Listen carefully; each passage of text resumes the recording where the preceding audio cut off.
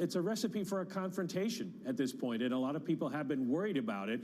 But leaders in Beijing are also signaling they don't want to take this too far. They'd like to have some flexibility in their relationship with the United States. Their top diplomat, Yang Jiechi, said talks with the U.S. are ongoing, and they are still open to a phase 2 trade deal if they want to do it. And he blamed the tensions on what he called a small group of U.S. politicians. They also didn't sanction anyone in the Trump administration. China analysts say Beijing wants to keep its options open, wants to keep something of a relationship going, and then see what happens on November 3rd, negotiate with the next president, whomever that may be. And meanwhile, the phase 1 trade deal stays in place. The Chinese have been buying U.S. goods. Now, according to the Peterson Institute, they're still way behind in terms of how much they have to buy, in terms of what they committed to this year, but there is progress in terms of sales. They're moving along with that, and this weekend they're going to be talking about it, sort of updating each other on the status of that. The Chinese, including the top diplomat, Yang Jiechi, this week saying they intend to continue with phase 1. Mike, the president has said repeatedly over the last couple of weeks that he doesn't feel the same way about China and this trade deal. It means less to him. But what we've seen throughout all of this over the last couple of months is this trade deal has been insulated by all the chaos around it. And I wonder if I'm using the word chaos too loosely, because there is something very orderly, carefully managed about the ramp-up in tensions over the last month or so. Is that your interpretation too, Mike? Yes, there does seem to be sort of a diplomatic game going on. We know what they do, and we have to sanction it. They know what we do, they have to respond. But neither side wants to tip this into a real Cold War and make the diplomatic initiatives between the two countries that much more difficult, in part because they're waiting to see who wins the U.S. election, and in part because the one thing we've learned from the U.S.-China trade war is both economies suffer. Mike McKee on the latest with the US and China ahead of those talks going into the weekend. Peter Cicchini of Alpha Omega Advisors saying we haven't seen the end of the trade story yet, writing the following: trade will matter again when it's clear the post-pandemic recovery is much slower than expected and attributions will be sought. The pandemic may have created the political will to start thinking more strategically than what I have called a phase 1 wish list. Throw it all out. Peter joins us right now. Peter, this has been insulated for quite a while. Why do you think that's going to change? Well, again, I think it surrounds the very clear change in attitude that the administration now has vis-a-vis China. And to me, honestly, it seems a bit esoteric, but I think an important tipping point in the attitude towards China was a real strategic shift in the administration's position around claims to sovereignty in islands in the South China Sea. And Secretary of State Pompeo came out and said that we do not sanction or support those claims, which frankly has been, to me, an important complicating issue relative to the trade war itself, because so much trade passes through that region, and it's been an area that's been starkly absent from the discussions when, in my view, it should have been part and parcel of those discussions from the very get-go. Peter, big tech has got wrapped up in this in the last couple of days, particularly the last week or so. There's some people looking at this market right now, and it's on the screen at the moment. Equity futures up 0.4 on the S&P, the underperformance coming from the NASDAQ again. What's your interpretation of what's happening in the equity market right now? Is this just one of those rotations that lasts a couple of weeks, or is there something more to the price action on the screen of the last couple of days? Yeah, well, my view is that this is all about the perception of policy support, and any hiccups relative to fiscal policy support in particular could derail the rally quite easily. And I look at, the analysis of markets over the long term as being really one of risk-reward asymmetries, right? So very few of us are good at picking tops and bottoms in markets. But in situations like this, where you have the S&P, notwithstanding the fact, again, that big tech has been driving this and it's totally disconnected from the real economy, when you have an S&P forward multiple of about 26 times, it's very difficult to convince yourself that there's good risk reward to equities. And frankly, you're a credit guy, John. When you look at high yield, with 40% of the high yield deals that were done this week below 4%, a similar argument can be made for high yield, and that's clearly part of the reason why equities are rallying the way they are as well. Peter, it seems to me that the Treasury market's very much in the driving seat right now. Yields are higher by 6 basis points on 30s, up 5-6 basis points on 10s. As soon as you get that move, you get a rotation in the equity market away from growth. What do you see in the commodity market? Gold starts to pull back. Why? Because real yields have been so supportive of what has happened in precious metals too. You're sticking with the gold trade, Peter. Why? Yes, I am. And I was, I think, pretty clear in one of my recent notes that you could, after this massive run-up in both gold and silver, you can certainly see pullbacks and corrections. Nothing ever seems to go straight up or straight down. But I'm sticking with it because I think it remains the primary Treasury substitute globally, especially for foreign market participants that wish to diversify away from U.S. Treasuries as a store of dollar value. And in fact, that last piece is important, John, because that store of dollar value part does not necessarily mean that I like gold because I think the dollar will get weaker. In fact, I also am maintaining my view that the dollar is probably near something of a floor because structurally the world is short dollars and in need of them. Peter, does it offer me that inverse correlation, though? Or does it offer me inverse correlation to a specific part of this equity market, i.e. the cyclical areas of the stock market? Because right now, big tech's down, gold's down too. We've seen plenty of days when big tech is up and gold is up as well. Can you walk me through the inverse correlation and where you're getting that inverse correlation from gold? Yeah, I think, again, gold can serve many purposes at different times. And I wouldn't consider it either an inflation hedge here, right? Because it's actually, we've been in something of a disinflationary environment and gold has been rallying quite well. And I wouldn't necessarily consider it a risk hedge either. I really think this is about a much broader dynamic about the desire to diversify away from treasuries, frankly, from non-equity market participants like foreign central banks. I would say, though, circling back to this seeming rotation into cyclicals, I was taken by surprise by the rotation out of tech and into small caps, and the Russell 2000 in particular over the past few days. I don't think that's a sustainable rally.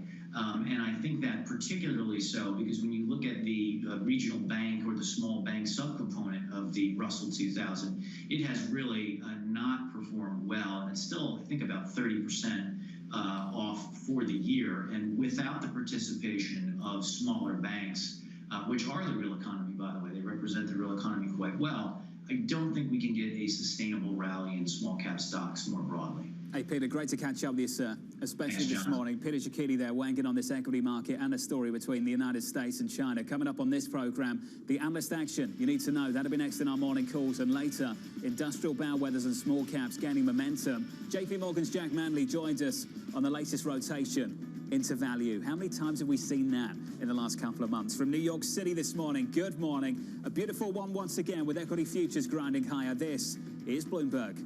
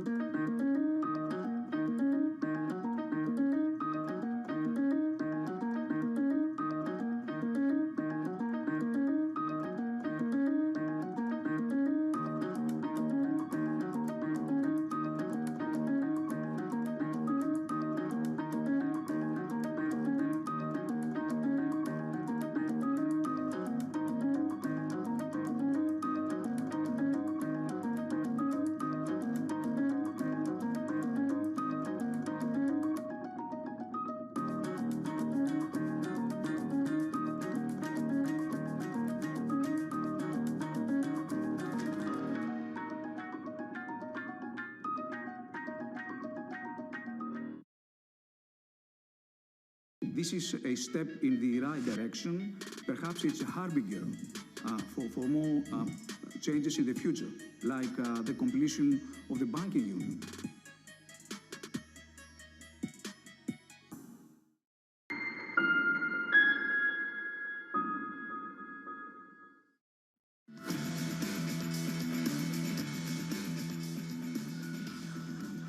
The opening bell this Tuesday morning, just around a corner. Here's the price action. Equity futures up 16 on the S&P 500, up 0.5%. 7 days of gains. Can we make it 8? So far, the longest winning streak going back to October 2017. That's the price action. Let's get you some morning calls. A look at some of the analyst recommendations on Wall Street this morning. First up, Berenberg downgrading Zynga to a hold with a 1050 price target. The analyst citing risks related to a changing Apple policy on advertising. That stock is negative, almost 1% in early trading. Your second call from the team at RBC Capital. They are downgrading Honeywell to sector perform with a 158 price target. The analyst citing an unattractive valuation and limited near-term catalyst. That stock still firmer by 0.8% in early trading. And your third and final call, it comes from KeyBank, downgrading Con Edison to sector weight without a price target. The analyst expecting near-term headwinds stemming from rising regulatory risks in New York. That stock negative, just 0.2%. They're the morning calls this morning. Coming up on this program next, the rotation gaining momentum within energy and industrials leading the gains this month. JP Morgan's Jack Manley joining us on the value versus growth debate. That's just around the corner. Your price action this morning shaping up as follows. PPI coming in a little bit higher. Yields getting a lift. That lifts the equity market, a specific part of the equity market. The value trade back on in the last couple of days. Equity futures on the S&P up 0.5%. Your monster outperformance comes from Frankfurt, Germany. The DAX there up by 2.35%. Here's the move in yield. Switch up the board on a 10-year. Treasury yields creeping higher by 5 basis points to 0.63%. And in foreign exchange, the euro stronger, dollar weaker through much of G10 with the exception of the Japanese yen. Euro dollar 117.70. The opening bell up next. This is Bloomberg TV.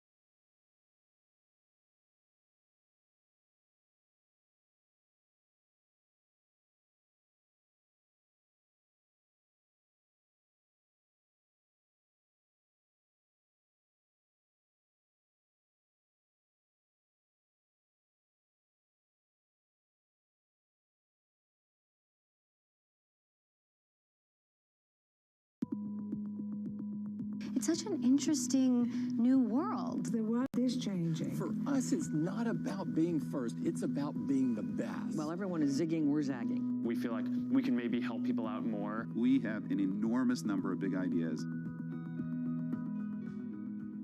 I I do double down on helping other Black founders, whether it's fundraising, hiring, growth, product, whatever it is that they need.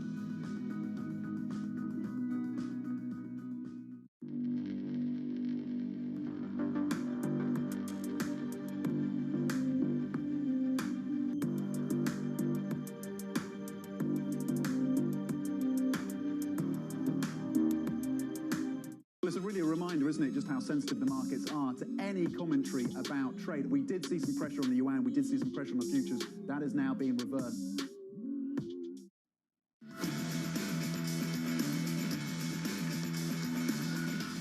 We are within 1% of all-time highs on the S&P 500. Equity futures going into the Tuesday cash open positive 16 points on the S&P. We are up 0.5%. Compare and contrast the S&P to the Nasdaq. Nasdaq futures down 0.4%. We're back to that story again. We'll discuss it in a moment. Switch up the board in the bond market. Treasury yield higher post PPI. CPI tomorrow. Retail sales Friday. Yields 0.63% on a 10-year. Up 5 basis points on the session. In the FX market, the euro firm, a dollar weaker through much of G10. Euro dollar just short of 118 at 117.65. And crude higher. It's fueled with the energy trade. We have almost a 43 handle on WTI at 42.74. Positive almost 2% on the day. That's the cross-asset price action at the market desk. Here's Abigail. John, we have lots of outperformers to take a look at, and it has a lot to do with that reopening rotation that you were just alluding to, that difference, that divergence between the S&P 500 and the Dow higher, the Nasdaq lower. Let's take a look at some of the travel and leisure stocks that are popping this morning, including the airlines. We have both American Airlines and Delta sharply higher. The group overall has been up for a 7th day in a row. That's the longest winning streak going all the way back to April of 2019, and into today up 17%. So a big August for the airlines on the hopes that folks are really going to start traveling. We also have Carnival higher after putting up a dismal second quarter yesterday, but folks are already looking ahead to the 2021 bookings, which apparently are relatively normal. Marriott also seeing occupancy rates moving in the right direction, even though August at 34%, so slim, but moving in the right direction. So you see these travel and leisure stocks really soaring on the day, and that's been the story more recently. Turning to another piece of this story, the aerospace companies on the hope that travel will really resume. We have the likes of Boeing, Spirit Aerosystems, Raytheon, and Arconic all traveling higher. So this rotation reopening is happening in force, John. Now the reality of all of the travel needs to follow. Let's see whether or not that happens. But traders and investors certainly hoping that it will, based on the fact that we have all these stocks going sharply higher in the open. We've been here before this year. We've been here a couple of times. Abigail, thank you. About 2 minutes into the session, equities advance 0.5% on the S&P 500, just short of all-time highs. At the bottom here, information technology down 0.4%. At the top, energy once again up 2.4% on the session. What a rally we've had from that sector. Large caps underperforming small caps gaining momentum in the latest rotation. Invesco's Georgina Taylor weighing in on the recent rally. A lot of the stimulus measures which have been put in place have been helpful domestically, but I think as we go on and the longevity of this crisis continues, then I think it gets much more difficult for these already expensive, that segment of the market, to continue to perform well. So we would actually caution against it. Let's bring in Bloomberg's Scarlett Fu, shall we? Hey, Scarlett. Hi, Jonathan. Yeah, you said it. We've seen this before. The laggards finally catching a bid, whether it's small caps, industrials, or energy. And of course, the outperformers, the recent winners, it is at the expense of their performance. It's now 6 days in which the Dow is under, or I should say, outperforming the NASDAQ 100. A couple of drivers here. Better than expected jobs report for July. New COVID cases in the U.S. are starting to fall. And an assumption that lawmakers will eventually pass some kind of stimulus economic relief deal. Now, of course, we've seen this before, most notably in April and May, when the economy was reopening and investors were getting out of their defensive crouch and flocking to companies that would benefit from a return to normalcy. Clearly, the defensive posturing we've seen in big tech over the last few weeks has gotten extended. On a technical basis, almost 1/4 of NASDAQ 100 companies trades above their long-term trend line, the 200-day moving average. More than 1/3 of the New York FANG index is also above the 200-day moving average. When you look at valuations, Dave Wilson points out in his chart of the day that the average price-to-sales ratio for FANG names and Apple and Microsoft reached 8.3. That is a new high. The S&P 500, by contrast, trades at 2.5 times sales. Dow is at 2.2 times. The Russell 2000 just over 1 time sales. Now, Nick Colas over at DataTrek points out that the element of surprise tends to move stock prices. And the second quarter earnings showed that the tech sector was surprisingly resilient. The group's ability to surprise from here on out, though, is somewhat limited. So don't look for too much outperformance from those tech names. Also, let's not forget the role of negative real yields. They help to justify the run-up, but that may have reached a turning point because the better-than-expected jobs report has made inflation-adjusted rates a little bit less negative. Ben Emmons of Medley Global Advisors points out that this is a careful rotation. For it to turn into a major rebalancing, he says that still depends on when we get the first vaccine. We need growth, real growth, over a sustainable period. Scarlett, great to catch up. Thank you. Jack Manley of JP Morgan cautioning the move away from growth stocks. On the rotation trade, he writes the following: the rotation doesn't make sense until the virus is done, but when moving into cyclicals, be careful where you go. Financials may recover faster because of their strong balance sheets. Industrials will be mixed, and energy will likely experience lower structural demand for much longer. Jack Manley joins us on the phone right now. Jack, great to catch up with you, sir. Let's just think about what's at the epicenter of this move this morning. It's the adjustment in real yields. Let's ask a basic question. What would it take to get a sustainable adjustment in real yields? And are we seeing that right now or not? Well, I think we're going to need a sustainable adjustment in real growth. And I think if we're looking at the back half of this year, certainly things are going to snap back in the third quarter. We've already seen plenty of evidence of that, including Friday's jobs report. Is that sustainable through the fourth quarter? Is it sustainable into the first half of next year? I don't really think so. I think we are looking at lower yields for longer, and I really do believe that a vaccine, which will ultimately allow us to return to some semblance of normalcy at some point next year, will be the catalyst that allows for markets to work the way that they used to. So, Jack, your message: stay defensive still. I think so. I mean, and it's funny because technology has emerged as this defensive sector, and when we consider that increased virus cases, increased pessimism just leads to a continued reliance on things like working from home, on telecommuting, on spending a lot more time on our couches inside. I think all of these things are tailwinds for those winners that we've already seen this year. Technology, tech-adjacent names. I would not want to make that wholesale rotation into cyclical parts of the market, into value parts of the market just yet. Jack, how can our audience navigate the difference between a head fake and a durable rotation in this rally? It's been 3 days now. We've seen it before. We saw it stall in early June. Can you help us understand the difference between something that will work and something that will fade again? Absolutely. I mean, I think there's a lot of good news out there. So it is important to realize that this isn't built on nothing. There is a lot of good news, whether it is the international recovery story, whether it is continued progress on the vaccine story, that I think is justifying optimism being higher, confidence being higher. But I look at some of these sectors that are lagging, and I think of them very anecdotally, admittedly. But you know, my big question to anybody that is believing in a 10% plus run up in airline stocks, like what we saw last week, is moving forward over the next 6 months, over the next 12 months, maybe even over the next several years, how comfortable are people going to be taking that middle seat on an airplane?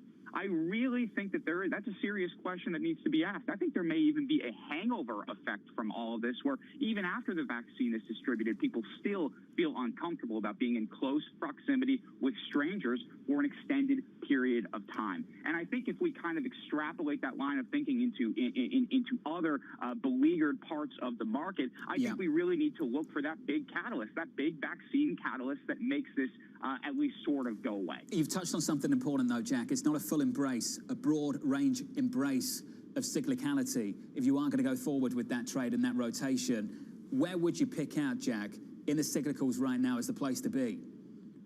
Within the cyclical space, I think financials have probably been beaten up too much. I mean, we've certainly seen loan loss provisions skyrocket as a result of these cash flow concerns that we're seeing right now, not to mention the fact that bond yields are extraordinarily low. The yield curve is relatively flat. But when we look at so many of these banks in particular, they have fortress balance sheets, just extraordinary liquidity preserves, and they will be able to weather this storm. I mean, the underlying credit quality of their borrowers is still very high, especially relative to where we were in, say, 2008. I think they come out of these things reasonably unscathed in 2021, 2022, and continue to get back to business as normal. That's probably my most, my highest conviction part of the cyclical market at the moment. The man from JP Morgan talking up the fortress balance sheets at other banks. Not talking about his own bank, of course. Jack Manley of JP Morgan. Great to catch up with you, Jack. Thank you. Let's head back to the market desk, shall we, and get you some movers.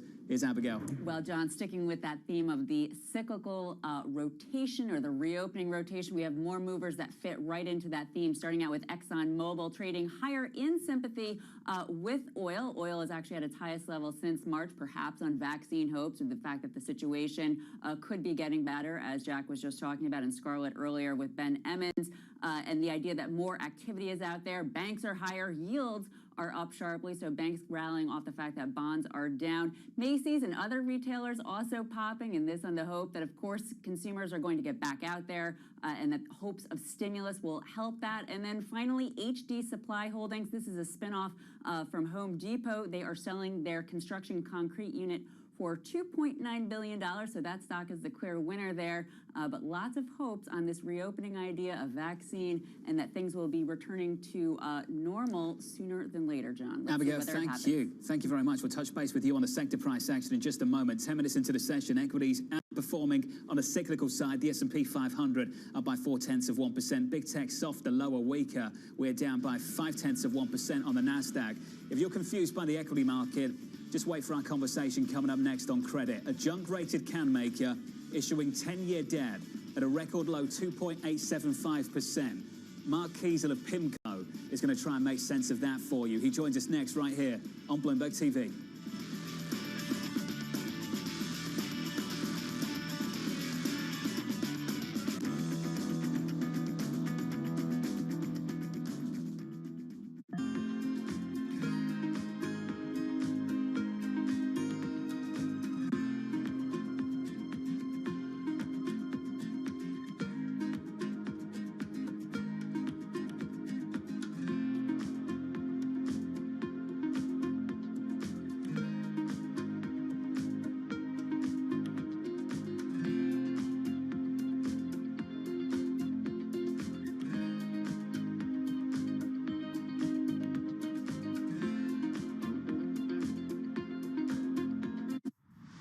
We are above forecasts. 1,800,000 jobs is the total non-farm payrolls, with a 17,000 additional jobs added in terms of net revisions. You still got 1.8 million with a big decline, almost a full percentage point drop in the unemployment rate, which will move to single digits easily in the summer and fall. Leading up to this data, there was a lot of reason to suggest that the pace of increase had slowed. And in fact, what we see in this data is, of course, it has slowed. But the good news is that it is continuing.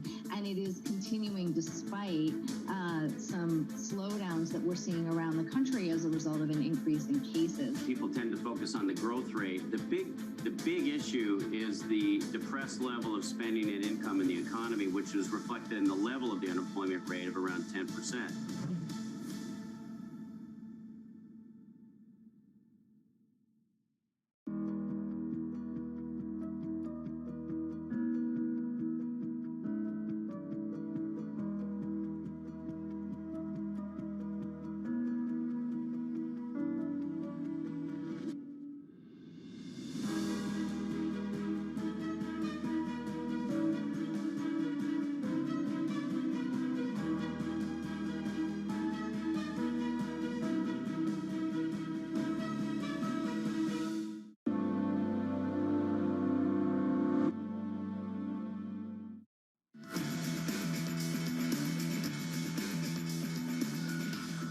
Rotation on, rotation off, rotation back on again. Equity futures were positive going into the opening bell, but it was the mix between the S&P and the NASDAQ that got everyone's attention this morning. Coming out of the open, this is how we're positioned. The S&P 500 firmer by 0.4%. The NASDAQ, once again, is weaker, lower, softer, down by 0.5%. That's the equity story. Here's the credit story. Companies capitalizing on a credit rally, refusing to slow down. Canmaker Bull Corp selling more than $1 billion of junk bonds at a record low coupon, pricing its 10-year notes at a yield of 2.875%. Bloomberg's Taylor Riggs joins us now for more. Hey, Taylor. John, I'm glad that you said a junk bond market, because I was hearing on Twitter people were joking we're no longer going to call it the high yield bond market because yields aren't high. They're at record lows. And again, like you just said, a can maker at a 2.875% on a 10-year. So we're just going to call it the junk bond market and leave it at that. As you can see here, at least on a yield to worst level on our Bloomberg Barclays Ag, yields are down to a 5.35%, right down to all of those pre-pandemic levels. Flip up the board and let's take a look at this chart that I'm showing here inside the terminal, because it's not just outright bonds, but a lot of the basket of both investment grade and high yield ETFs. Also outstanding at a record number, the number of shares there. LQD in white, of course, on the right axis. Record number of shares outstanding thanks to the Fed. HYG in blue, high yield on the left axis. Also at a record high thanks to the Fed's Fallen Angel program. And then, of course, just this hunt for yield. But if you flip up the board again, some of the concerns, of course, are the cracks that are starting to show up, namely in the number of downgrades. According to S&P ratings, you wonder if we're really propping up zombie companies that maybe shouldn't be around here thanks to this hunt for yield. We're only 8 months into the year, John. Downgrades, though, according to S&P ratings, twice as high as any other year that we've seen going back at least a decade. Taylor Reese, what a story in the last couple of days. In fact, the last couple of months. Catch Taylor at a closing bell on Bloomberg TV a little bit later on today. For credit, supply has been up, bankruptcies are climbing, yet credit spreads just keep on tightening. Lazard's Peter Orszag anticipating more of the same. Many of the weaknesses at many companies have been disguised or hidden by very significant government support. As that support is withdrawn, or even as it's not continued at the same rate, the pressure on many corporates will become more manifest. We will see another significant wave of bankruptcies across corporate America as that plays out. Lazard expecting more bankruptcies ahead. Joining us now is Mark Kiesel of PIMCO. Mark, we need your insight this morning. How do you make sense of it? Supply is up, leverage is higher, the debt pile is heavier, and yet credit spreads are tighter, Mark. Why? Hi, Jonathan. Well, I think what's really happening here is that we're starting to improve. If you look at the economy, we've added 9.3 million jobs in the last 3 months. We've seen mobility data improve. You're seeing that in air traffic. You're seeing that in hotels. And most importantly, Jonathan, it's really been the central banks. It's been the government putting in $2.9 trillion of fiscal stimulus, and then the Fed, which basically has expanded the balance sheet by almost 20% of GDP, unprecedented. Importantly, putting in place on March 23rd the corporate bond purchasing program and expanding that to include fallen angels. So the Fed so far has basically bought about $12.4 billion of corporate bonds. They've only used 5% of their total secondary market corporate facility. And yet by only using that $12.4 billion, they've crowded in the private sector, and you've seen $1.3 trillion of investment grade corporate bond issuance year to date. So the central bank has effectively crowded in the private sector, and it's been unprecedented in terms of the support. Mark, did you ever think we'd sit here talking about a 10-year issue, 10-year paper from a junk-rated company, south of 3%? We didn't. I mean, on March 20th and on March 24th, as you recall, we've spoken about this. You know, we were extremely bullish on credit. We called it a 9 on a scale from 1 to 10. And today, frankly, it's about a 4 or a 5. So no, these yields are very low, but let's not forget, the reason why the yields are so low is it's a global supply and demand for income. Yields are 0 on 10-year government bonds in Japan. They're minus 48 basis points in Germany. And the reality here is that inflation is coming down, and so there's no chance the Fed is going to raise rates for the next 1 to 2 years. QE is going to continue. You're going to see the central bank continue to expand.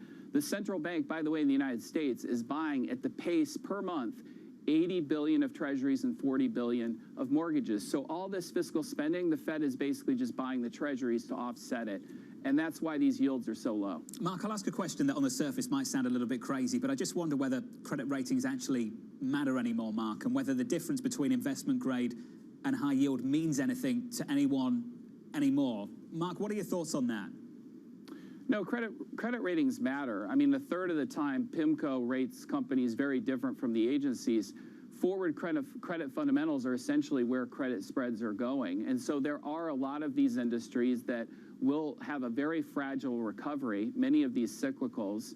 And so while you want to be constructive on markets, given the amount of central bank support, given the amount of fiscal stimulus, the mobile data improving, you also want to be somewhat defensive in terms of what you buy, because the credit fundamentals are deteriorating. In fact, they have and were deteriorating even going into this crisis for many sectors like autos, energy, retail, chemicals. So active management is a big deal today. And so we are finding the credit markets appealing and interesting, but we're doing it very selectively. So to be clear, Mark, you said this up front back in March, April, that you didn't want to have anything to do with the cyclical areas of this market. You were talking about energy, autos, retailers. Are you expecting dispersion to persist, or are you expecting any kind of conversion through to year end? So I think what's been remarkable, Jonathan, about this market is the huge outperformance of tech. People are paying up for growth, and people are paying up for high-quality balance sheets.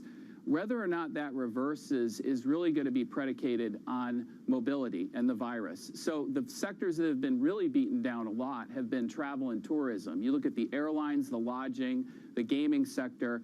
As economies start to reopen, you actually could see a pretty sharp recovery, and we're seeing that today. In airlines, in hotels, in gaming. Macau overnight, by the way, has relaxed visa restrictions. So as basically these global economies start to reopen, the next wave of the trade could be the recovery in the travel and tourism industry. And I think this morning really highlights the beginning of the potential for that to happen. So, Mark, the key question this morning then, and I think it's clearly too premature, but I'd love your thoughts on it, is whether we've seen the low in real yields in America. Well, I think ultimately we are, Jonathan, going to get a recovery. And granted, it's not going to be a V-shaped. It's going to be an L-shaped. A lot of government policy in the virus is causing the recovery to be slow. But these real yields are exceptionally low. And I think that's why gold prices are going up, and that's why equities, particularly tech stocks, are going up. So I think we're close. But ultimately, it's going to be very dependent upon social distancing policies and mobility, and that will ultimately, the virus, determine the outcome. Mark Kiesel, fascinating insight, as always. Love catching up with you, sir. Send our best to the team at PIMCO, please. Mark Kiesel there, joining us from the West Coast this morning. From New York City this morning, good morning. Equities, a divergence between what's happening on the S&P and the NASDAQ.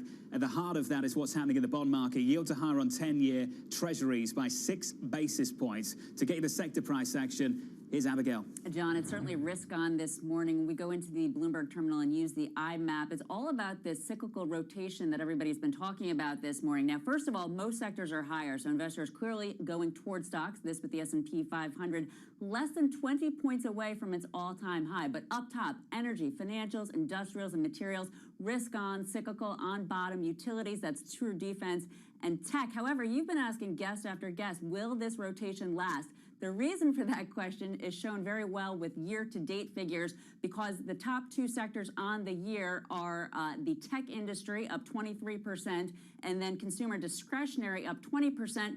The bottom 2, as you know, John, energy and financials. Energy, oil is still down 30% on the year, so the energy sector in sympathy with that. And the financials in sympathy with the 10-year yield giving up 1.3%. So it is going to be very interesting to see whether or not this current reopening rotation can last, or if it will fade similar to some of the other ones. Are we working through an inflection point? Abigail, thank you. Abigail Doolittle joining us from the market desk on the sector price action. Coming up on this program, the market moving events you need to be watching. That'll be next in our trading diary. In this market right now, we shape up as follows. 22 minutes into the session, equities up on the S&P by 0.4%. It's what's happening elsewhere that's more interesting. On the NASDAQ, we are lower by 0.4. In Europe, we are higher, much higher. The equity benchmark in Frankfurt, Germany, the DAX, up by 2.2%. From New York, this is Bloomberg TV.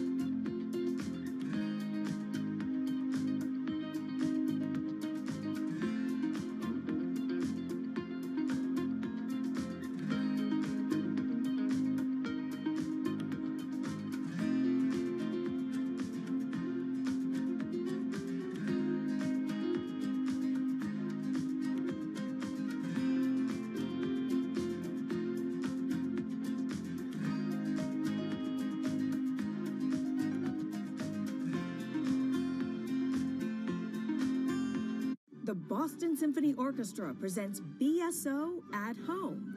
While you stay inside, enjoy a curated collection of archived concerts and behind-the-scenes stories from BSO musicians. BSO Homeschool provides lessons for music lovers of all ages. New performances and messages from musicians are added regularly. Enjoy these selections and much more at bso.org/at-home.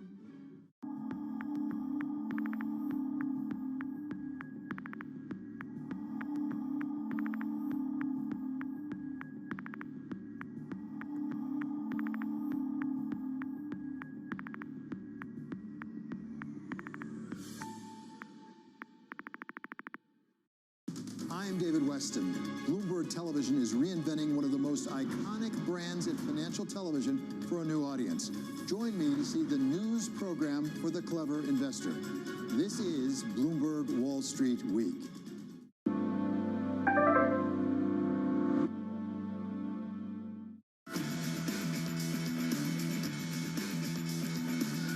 Eight-day winning streak on the S&P 500 up 0.4%. The Nasdaq breaking down just a little bit, and that's where the story is. We're down 1/3% there on the Nasdaq as the rotation plays out for another day, a third straight day. Let's see if it continues. Let's get you the trading diary, shall we? What you need to be watching through the rest of this week. State Secretary Mike Pompeo delivering remarks at 10:30 Eastern. Richmond Fed President Thomas Barkin speaking at 11, followed by San Francisco Fed President Mary Daly at noon. President Donald Trump holding a news conference at 5:30 later on this afternoon. We get US CPIs on Wednesday, another round of jobless claims Thursday, then finally on Friday, data point of the week probably, outside of CPI, we get retail sales in America to close out a week. From New York City for our audience worldwide, that does it for me. Catch me on Twitter at Ferro TV. For our audience worldwide, this was the countdown to the open. This is Bloomberg TV.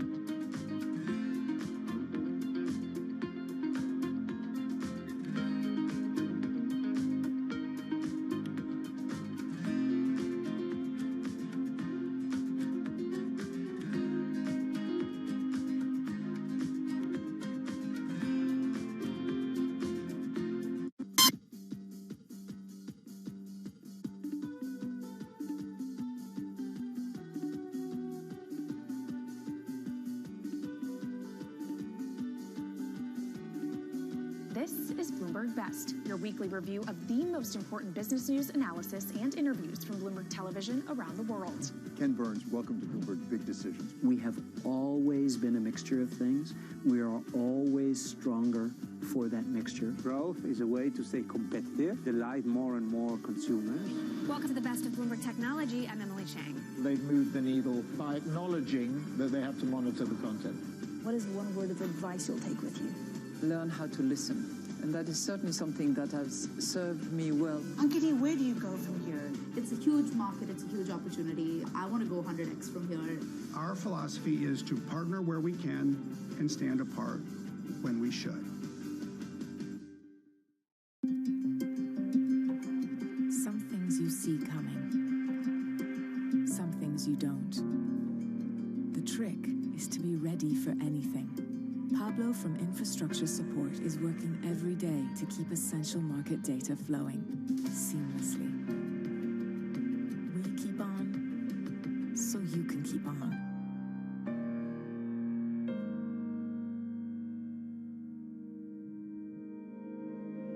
The rapidity with which we are moving relates more to technological advances in how you can make a vaccine even before you start testing it, that makes me confident that we are going to do everything we can to determine safety.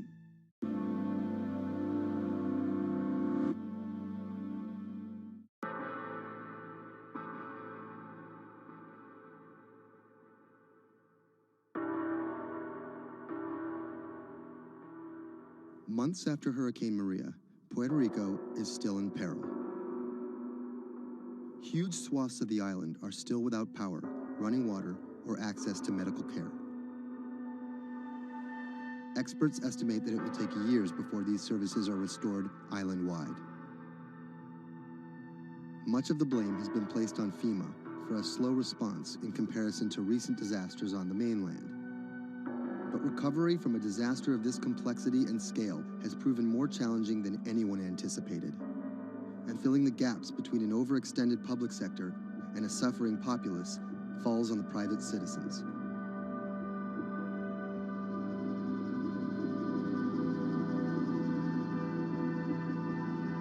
Robert Anderson is a Puerto Rico resident of 4 years. The eye of the storm came in south of El Yunque, swept up towards San Juan and out to Arecibo. Everything on the right-hand side is what we call the dirty side of the storm. This isn't his first time in a disaster zone. With a military and telecom background, Anderson worked on repairing damaged cell phone towers in New Orleans after Hurricane Katrina.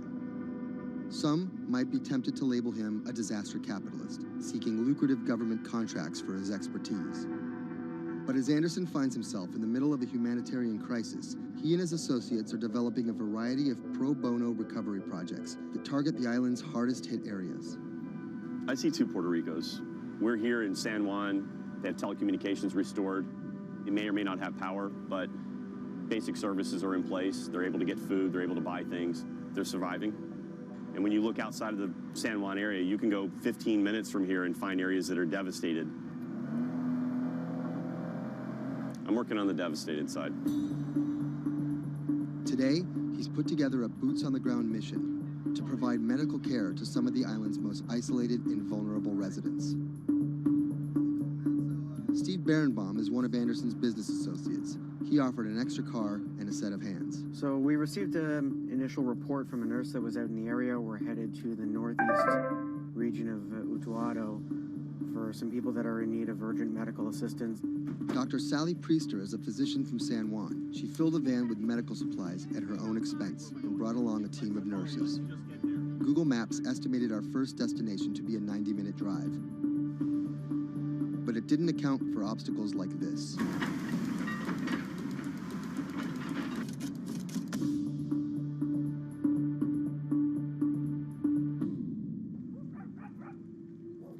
Our first stop was the home of an 82-year-old blind Vietnam veteran.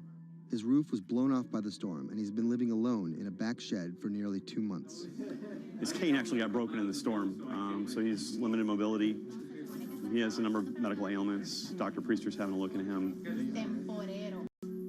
We called the VA. They're going to get him set up with what he needs, get him stabilized so he can then be transported either to an evacuation center or off the island. It's when the chain gets broken, when those families that are connected to them leave the island or take off, these guys get left at the end of the road, and it's tough. FEMA was not officially part of Robert's team, and their arrival caught everyone by surprise. Their job here was to survey and report back to their superiors, and did not come with medical aid of any kind. People think that FEMA is there to hand out bottles of water. It's not what they do. FEMA has a role to play. They have a very specific role. They bring in ships, they bring in airplanes, they bring in tractor trailers with pallets of things. But they're a big machine, and there's gaps in that thing. And you're seeing one of the gaps here, and we help fill that role.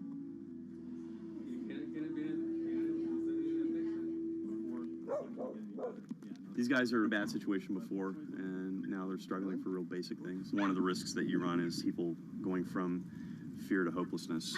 Those are the folks that we're trying to reach. And how are they reached? How are they even found? Word of mouth, mostly. And what's your role in all this? Ghost in the machine. I'm lucky enough to be able to communicate with folks in FEMA, the state of Puerto Rico. For a ghost, Robert makes his presence well known.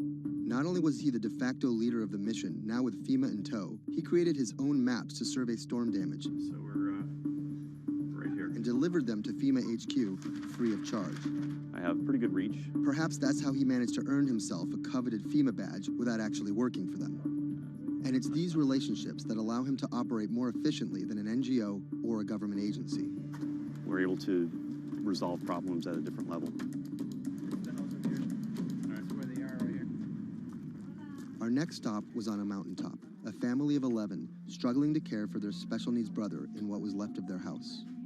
Probably we are the first health team to come and visit this family. Muy bien, todo muy bien.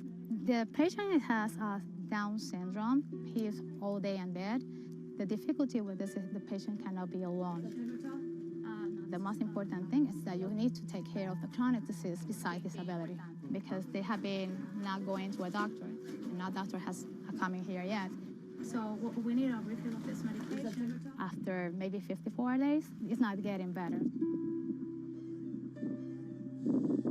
And the only way that you can be able to see that is coming to the ground, drive, and see the people and talk to the people.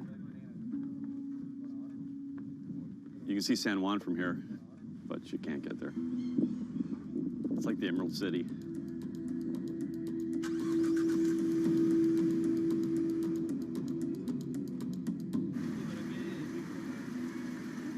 On this stop, we caught word that a man living alone at the edge of the jungle was in need of care. So we decided to take a little detour, come up here and check out and see what's going on. One of the challenges is to find those people that are at the end of these roads that need help.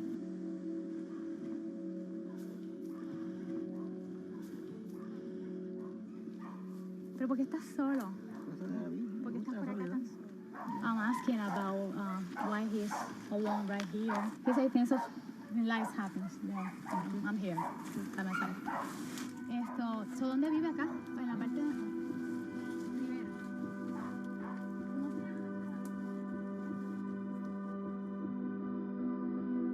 This is not a job. To do this, you need to have passion for what you can do. You're not going to get paid. It's said in disaster response and emergency response that the real first responders are your neighbors. You don't need to wait for a lucrative FEMA contract to go out and do good and to help the community. In the end, do you feel like you're making a difference? Lives you touch and people that you can affect. I don't really think about it in those terms. But why do you do it? It helps me sleep at night. I think it's as much for the people that are going out to help and do things as it is for the people that you affect. Whether out of altruism, or the lure of a paid gig, or some mixture of the two, Anderson hopes to stay here to help shape Puerto Rico's future. Puerto Rico's essentially been a colony for 400 years. It was treated poorly by the Spanish. It was not treated well by the United States when they first got here. Puerto Rico can continue in the way that it's always been, or Puerto Rico can rebuild itself like nothing that's ever been. And we have to do everything we can to make that real. That's the bottom line.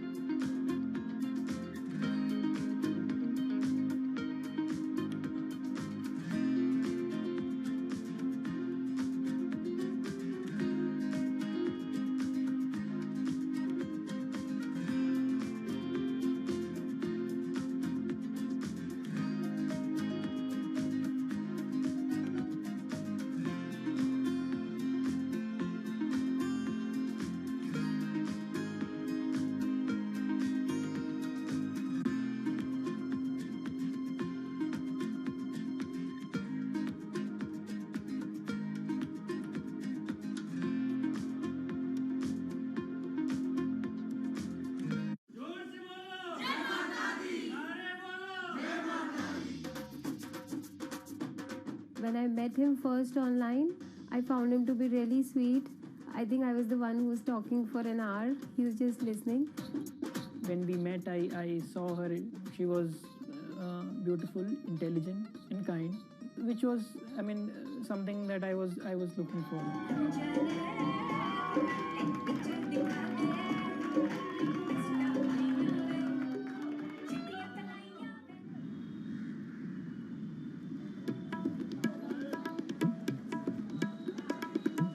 Anshu and Sumit are one of about 12 million couples that get married in India every year. Unlike their parents' generation, they're not from two close villages, but from two cities on opposite sides of the country. And their love didn't start through community matchmaking, marriage brokers, or classified ads in newspapers, but began online. So we met through jivansathi.com. So it's basically an online portal where we have detailed profile of different grooms and brides. It makes a lot of remote profiles who are located in distant areas more accessible. Thanks to growing internet and smartphone usage, matrimony websites and apps in India are starting to disrupt the matchmaking industry. More and more people are finding their partners at the click of a mouse. jivansathi.com, where Anshu and Sumit met, is one of the biggest players. Young Indians looking for love set up profiles including their caste and horoscope, but their criteria for choosing spouses appears to be changing. We have seen the shift from traditional caste community conservative parameters to something like which is more focused on education, employment. Anshu and Sumit's marriage was initiated by their parents, but modern Indian couples like them have more input than previous generations. We looked up to them to agree for the proposal, but it was primarily our decision that we wanted to be with each other. So what's the emoji you use the most to send to each other? So there's a bear, which basically we use for indicating a hug. Yeah, that's our language basically. Bear icon for a hug. Time flies when you're in love, and just 1.5 months after they first met online, the couple got engaged. They decided to hold their wedding less than 3 months later. But planning a traditional Hindu wedding on such short notice is no easy task. The massive event usually lasts 3 days, has various ceremonies and celebrations, and involves the entire two families and hundreds of guests. Luckily, there are websites and apps for that. We searched online, we got in touch with Wedding Brigade, and they helped us finalize the venue. And it makes the search faster and efficient. Startups like the Wedding Brigade are challenging traditional wedding planners in this $50 billion industry. It provides various services from booking banquet venues to buying wedding gowns. The website makes money by charging commission from vendors. People don't want to be limited to what is available around them. They want to know the entire range of options available before making a decision. And now it's easy to find almost everything on one portal.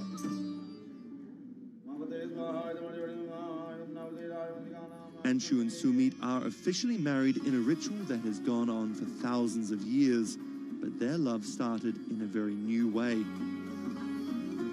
Technologies might be changing the way couples meet, date, and get married in India, but they're definitely not changing everything. The technology was only the first level help that we could get to find each other. Everything else was like very humanly and emotions and feelings based.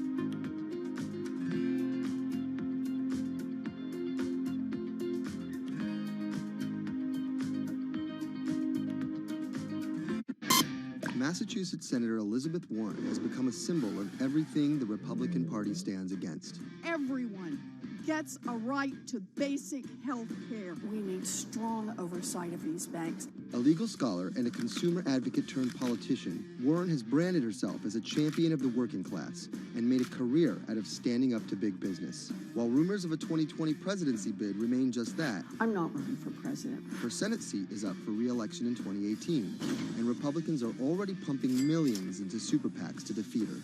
This is the story of how a law professor and politician came to be seen as the biggest threat to Republican values and the greatest hope for progressive America. Elizabeth Warren was born Elizabeth Ann Herron, the youngest of 3 siblings, on June 22, 1949 in Oklahoma City to middle-class parents. After waiting tables to help her family pay the bills, Warren became a star on the high school debate team. She landed a scholarship to George Washington University at the age of 16, but 2 years later dropped out to marry her high school sweetheart, Jim Warren. By 1980, Warren was a mother of 2, divorced and remarried, had earned a bachelor's degree from the University of Houston, a juris degree from Rutgers, and practicing law in New Jersey. Warren then went on to become an influential law professor, teaching, lecturing, and publishing highly cited work on bankruptcy and commercial law at 7 universities around the country, eventually settling at Harvard Law School. But Warren wasn't always a liberal lion. Elizabeth Warren used to be a Republican, actually. That's Stephen Dennis. I'm a Senate reporter for Bloomberg. Around the time that Elizabeth Warren switched parties, she became a fierce opponent of a Republican drive to make it much harder to file for bankruptcy. She fought that for a decade. It ended up passing anyways. While her efforts ultimately failed, her warning calls were heard in 2008.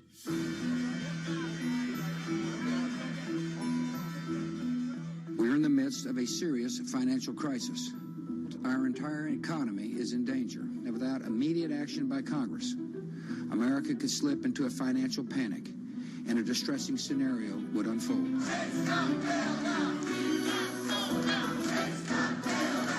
Professor Warren was tapped to help with oversight in the government bailout. She would excoriate bankers and their bonuses and their practices. Why should the U.S. taxpayer alone carry Citi? She proposed a series of tough regulations, which became the basis for much of the Dodd-Frank financial law that we have today. That sort of catapulted her to national stardom, particularly among the progressive left.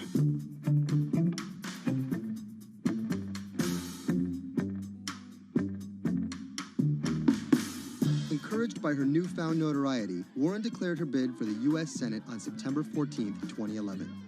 During the race, her opponent Scott Brown tried to derail Warren by accusing her of falsely claiming Native American heritage, a controversy that earned her the nickname Pocahontas. Nevertheless, she was victorious and won the Senate seat by a comfortable margin.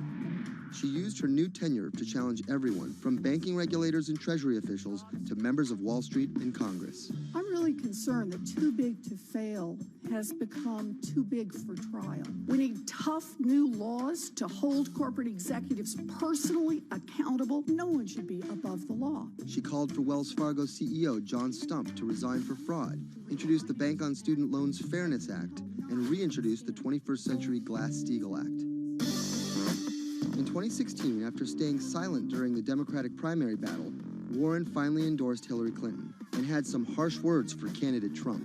Donald Trump is a loud, nasty, thin-skinned fraud who has never risked anything for anyone, and that is just one of the many reasons he will never be president of the United States. But she was wrong. The forgotten men and women of our country will be forgotten no longer. Warren wasted no time resisting Trump's agenda. Have you ever managed or overseen a $1 trillion loan program? I have not. How about a $1 billion loan program? I have not. In the Donald Trump era, Elizabeth Warren has been playing defense and trying to prevent Donald Trump and his cabinet appointees from rolling back protections that she helped enact. Warren actually found herself rebuked by Mitch McConnell for reading a letter by Coretta Scott King about Jeff Sessions' record on racism during his confirmation. She was warned. She was given an explanation. Nevertheless, she persisted. That moment became something that's on T-shirts, bumper stickers, slogans, and that really galvanized a lot of support for her. It's been very hard for Republicans to get much of anything done this year, and that's at least in part to this resistance movement that Elizabeth Warren has helped champion. We are here to fight back. Enough of Elizabeth Warren. Like you, millions of dollars are being funneled to defeat Warren in the midterm elections in 2018.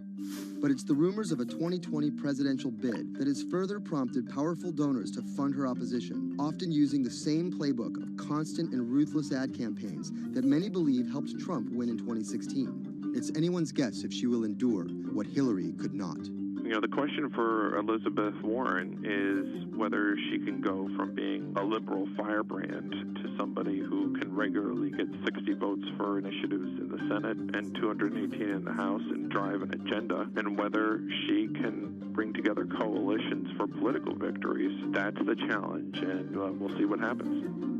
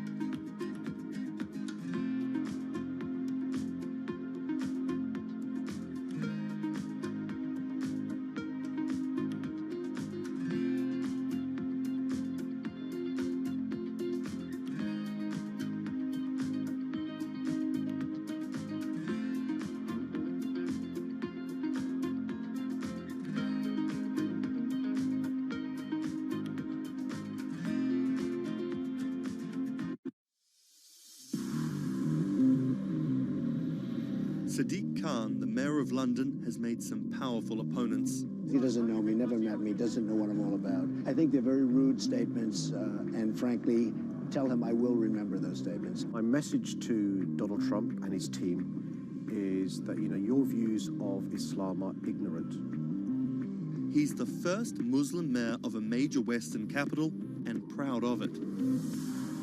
This is how Sadiq Khan went from the son of Pakistani immigrants to a lawyer, lawmaker, and now the mayor of London.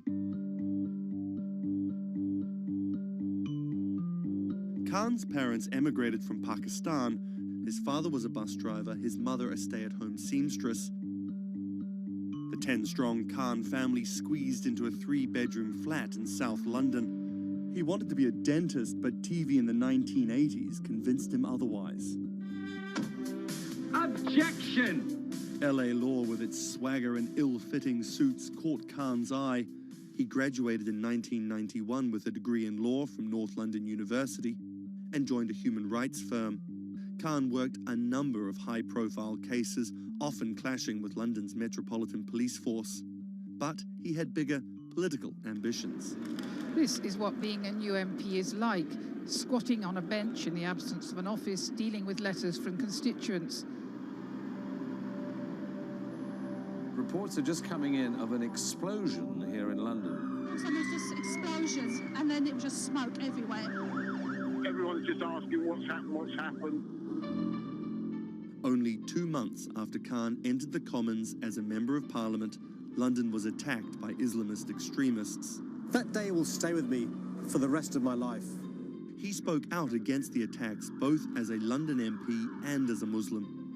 He has been very clear about his opposition to violence, opposition to terrorism, and has set out to make the case for a more open and peaceful Islam. That's Thomas Penny, one of Bloomberg's Westminster correspondents. Here is a man who is a Muslim, and he is standing up and being open and straightforward and being clear that the problem here is not Islam, but it's Islamic extremism. In 2015, a decade after the attacks, Khan ran for mayor of London, and his faith was back in the headlines.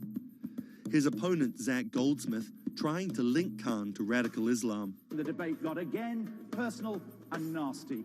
The Goldsmith camp has called Khan extreme and accused him of associating with, quote, those who seek to do our police and capital harm. It's a pattern of behaviour. Even the former Prime Minister David Cameron repeated the allegations. He shared a platform with Sajil Shahid, the man who trained the ringleader of the 7/7 attacks and accused the United States of bringing 9/11 on themselves. But the smears didn't stick. Zach Goldsmith ran a very negative campaign that was based on what people knew was a lie. This election was not without controversy. And I'm so proud that London has today chosen hope over fear and unity over division. After taking the mayor's office with a comfortable majority, Khan has brought a business-like efficiency to the role, scrapping expensive vanity projects like the Garden Bridge and the new Routemaster buses, which cost £350,000 each.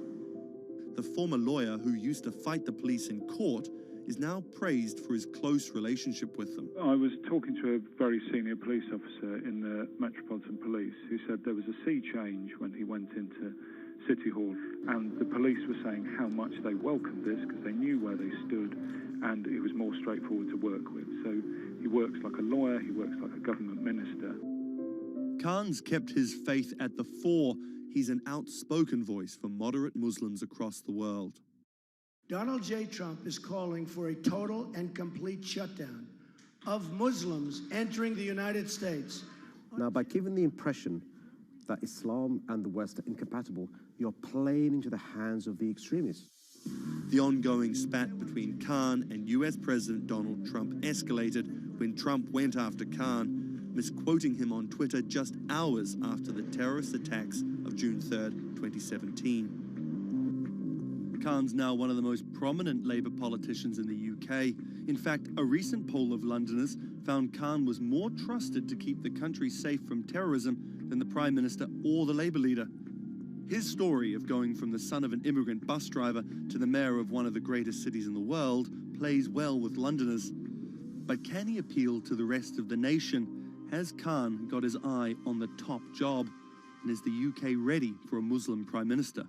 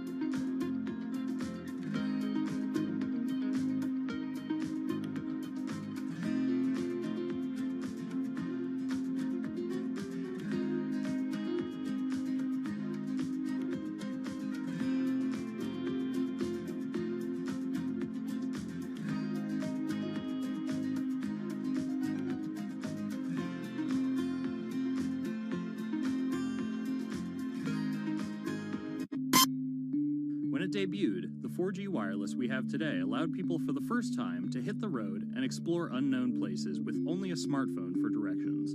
When 5G arrives, it could enable driverless cars to take us there as well.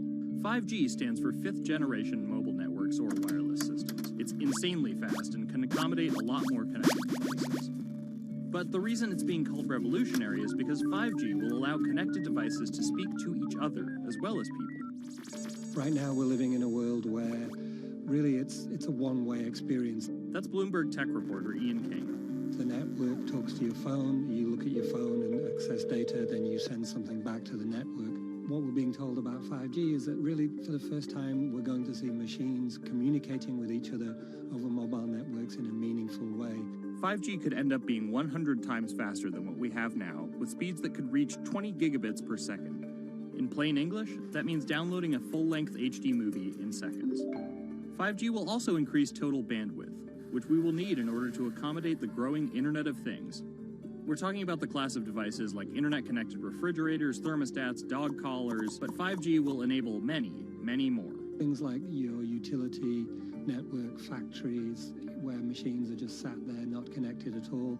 Suddenly they're all going to be connected. Suddenly we're going to be able to have real-time monitoring. Other things like cars, like utility poles, like your light, the light poles. But perhaps the biggest advance will be a huge reduction in communication lag time, known as latency. A network of driverless cars will need the speed of 5G to ping each other multiple times per second to avoid collisions. Near instantaneous data transfers could allow doctors to perform surgery remotely with a robotic scalpel. So how will all this work? First, you need to improve network density. And that's just a fancy word for saying you put more towers out there. What we're being told is that's not actually the case with 5G. The idea is 5G will not only use the existing mobile spectrum, but also tap into higher frequencies called millimeter waves. Millimeter waves can carry more data, but only travel short distances. This may mean you'll see a lot more of these base stations around town. And the new towers may have as many as 100 antenna ports, compared to about a dozen on 4G cell towers. So when will we get 5G? Getting 5G ready is expected to cost providers $275 billion over 7 years in the US alone. Look for the first 5G service to pop up in big cities sometime in 2019.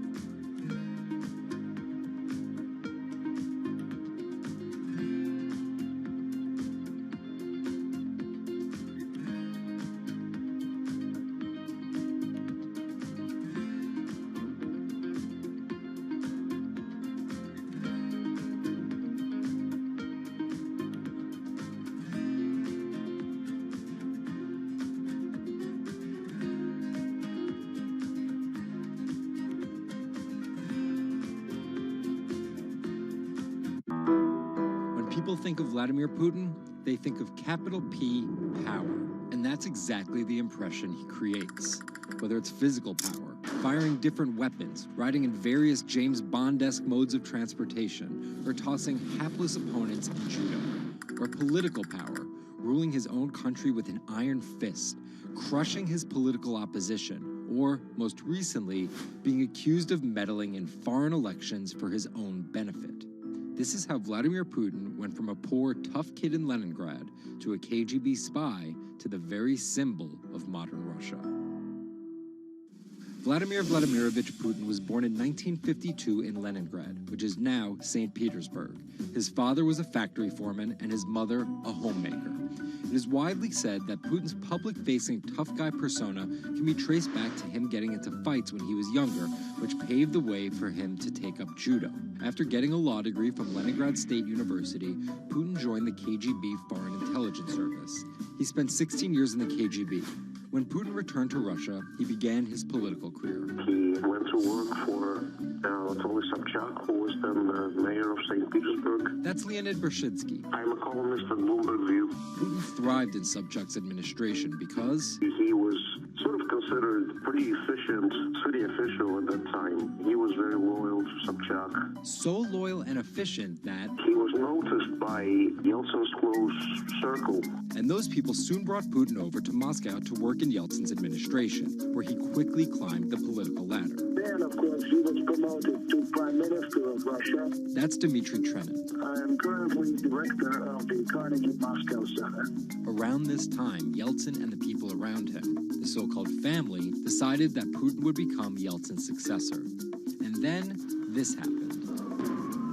The apartment bombings were carried out in 3 Russian cities, killing 293 people and injuring more than 1,000. Putin immediately accused Chechen separatists for the bombings and followed it up with action. He was credited with having a very successful military campaign against the terrorists. And it worked. After that, he became an heir apparent in the eyes of the Russian people. 3 months later, Yeltsin resigned.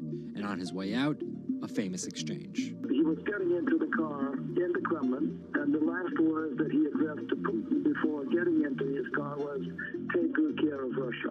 So Putin took over as president, and 3 months after that, won his first election. But just because Putin won the presidency, that didn't mean he had all the power. This is Michael McFall. I was U.S. ambassador from 2012 to 2014. In the 1990s, there was a fire sale of all the things worth owning in Russia, and certain people, the oligarchs, did better than others in that fire sale, sometimes called privatization, and those people tended to be well connected with the Yeltsin regime, and they weren't Putin's friends.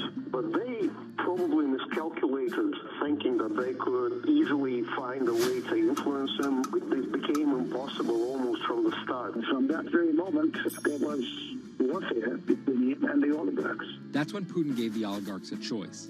Putin's way? Some of those people from the 90s managed to figure out a new way of dealing with Putin and have survived. Or prison. Others could not find common vision, and so they lost their assets. Khodorkovsky once was Russia's richest person, worth $15 billion, but he ran afoul of President Vladimir Putin and spent a decade in prison. With domestic power consolidated, Putin focused on restoring Russia's global influence. Putin is the guy who believes in the expansionist Russian state. Georgia and Ukraine and all the other Soviet republics that split off when the Soviet Union fell apart, he still believes that they're traditional Russian satellites. A lot of his strategy is about keeping them in the orbit. That Yeltsin line, take good care of Russia, that's how he understands it. And he used annexation and invasion, as well as oil, gas, and trade to keep former Soviet republics in Russia's orbit. In 2008, Putin's 2 terms were up, and he decided to step down as president. Dmitry Medvedev stepped in as president, and Putin went back to prime minister. But really, Putin never left power. He pretty much continued running the country, and Medvedev was a bit of a figurehead. There was actually a period of cooperation between Russia and the U.S. that benefited both countries during Medvedev's presidency. Because Medvedev did not have the same negative attitude towards the West as Putin did. But when Putin came back to run for a 3rd term, in the lead up to the 2012 election, it was widely believed that both the presidential and parliamentary elections were rigged, and Russians took to the streets. Putin blamed the protests squarely on America, and more specifically, Secretary of State Hillary Clinton. He believed that she had sent, and this is his words, a signal to demonstrators. Still, Putin won by a huge margin and set about crushing the protest movement immediately upon his return to the Kremlin. Over the next few years, Russia's economy tumbled. Putin annexed Crimea, leading to sanctions. The price of oil fell drastically. The ruble hit a new low. And America played down Russia's influence, with Obama calling Russia a regional power. Despite all of that, Putin's approval rating remained sky high, and then an opportunity for payback. I think I'd get along very well with Vladimir Putin. In 2016, there was one candidate who called Vladimir Putin very smart. Trump exhibited tolerance towards Putin's actions annexing Crimea, and similar views on NATO and sanctions. Secretary Clinton didn't support any of those views. even though Putin denies any wrongdoing, U.S. elections. Yes. the U.S. has accused Russia of being behind the leaking of 20,000 Democratic National Committee emails, which many say helped Trump beat Hillary Clinton in the presidential election. Which leaves us here with the possibility of a President Putin until 2024, positioning Russia to be the world power he always imagined it should be.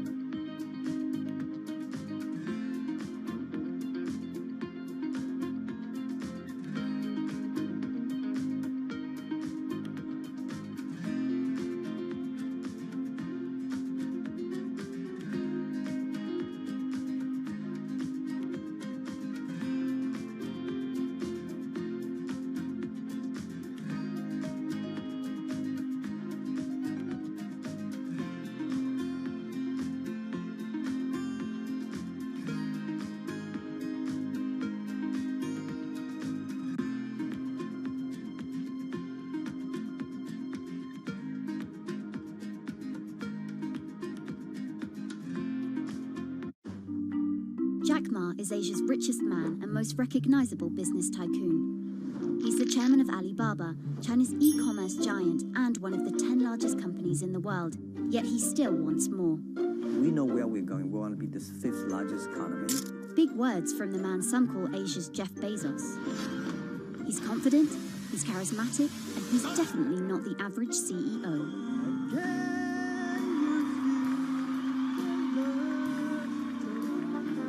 This is how a poor school teacher went from the classroom to being one of the most influential multi-billionaires in the world.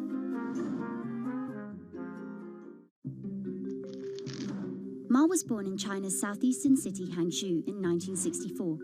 His parents were traditional musician storytellers. As a teenager, he started to learn English from foreign tourists after China opened up in the late 1970s.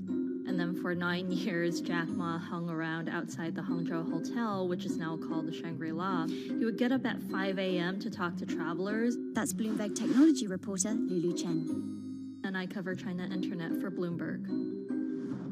Ma failed China's National University entrance exam twice before being admitted to local teachers' college. He graduated in 1988. He applied for 30 jobs and got rejected, including from the fast food giant KFC. When KFC came to China, come to us, say, 24 people went for the job. 73 people accepted. I was the only guy. Then Ma got a job at a local university and taught English there for about 5 years, earning just $15 a month. On the side, he started a translation company with several friends.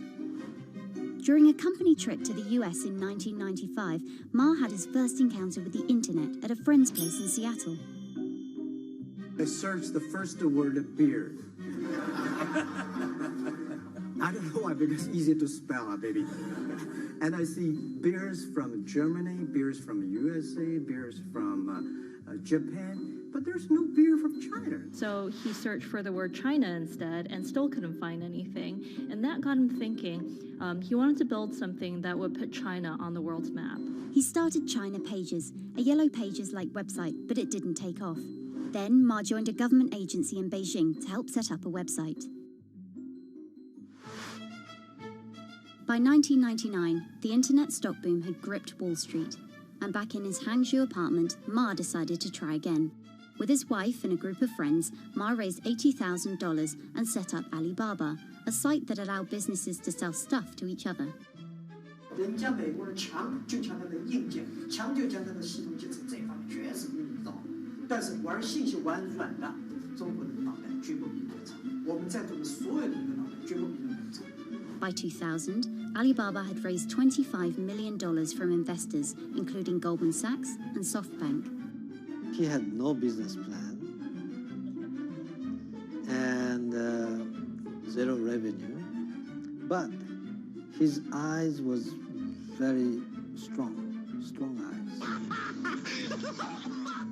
In 2003, Alibaba started Taobao, a platform for individual sellers to trade with each other, and publicly declared war against eBay, who had started to make a foray into China. Jack Ma has this famous saying that Alibaba is a crocodile in the Yangtze River, whereas eBay is a shark in the ocean. And if they fight eBay in the ocean, then they'll lose. But if they fight them in the Yangtze River, then they have a home base advantage. In 2007, just 1 year after it forced eBay out of China, Alibaba debuted its business-facing division on the Hong Kong Stock Exchange. But it delisted 5 years later as its performance sagged. But in 2014, Alibaba raised $25 billion in the world's biggest IPO in New York. Everybody should have a dream. What if that dream comes true? After achieving dominance in the business of e-commerce in China, Alibaba has been building an internet empire worth $472 billion, with businesses in cloud computing, online video streaming, movie production, healthcare, sports, retail, and even news media. Alibaba buying into South China Morning Post really raised eyebrows. This is the largest English newspaper in Hong Kong, and it shows that Jack Ma's ambitions weren't limited to e-commerce. He wanted to influence not just Chinese users, but also overseas users as well. The US has criticized Alibaba for allowing companies to sell counterfeit and poorly made goods, but in China, it enjoys the favor of China's government. It's part of Ma's company philosophy. Be in love with the government, but don't marry with them. Jack Ma is an extremely fortunate man for jumping on the internet sector so early. Note that this is a person who has no coding skills at all. He's a natural showman and a gifted public speaker, and really able to convince others to believe in his vision. Ma's vision of growing Alibaba to be the world's 5th largest economy faces strong competition at home and abroad. It will require more than just naked ambition and charisma, but Ma is great at getting himself in the right place at the right time. So far, it served him well.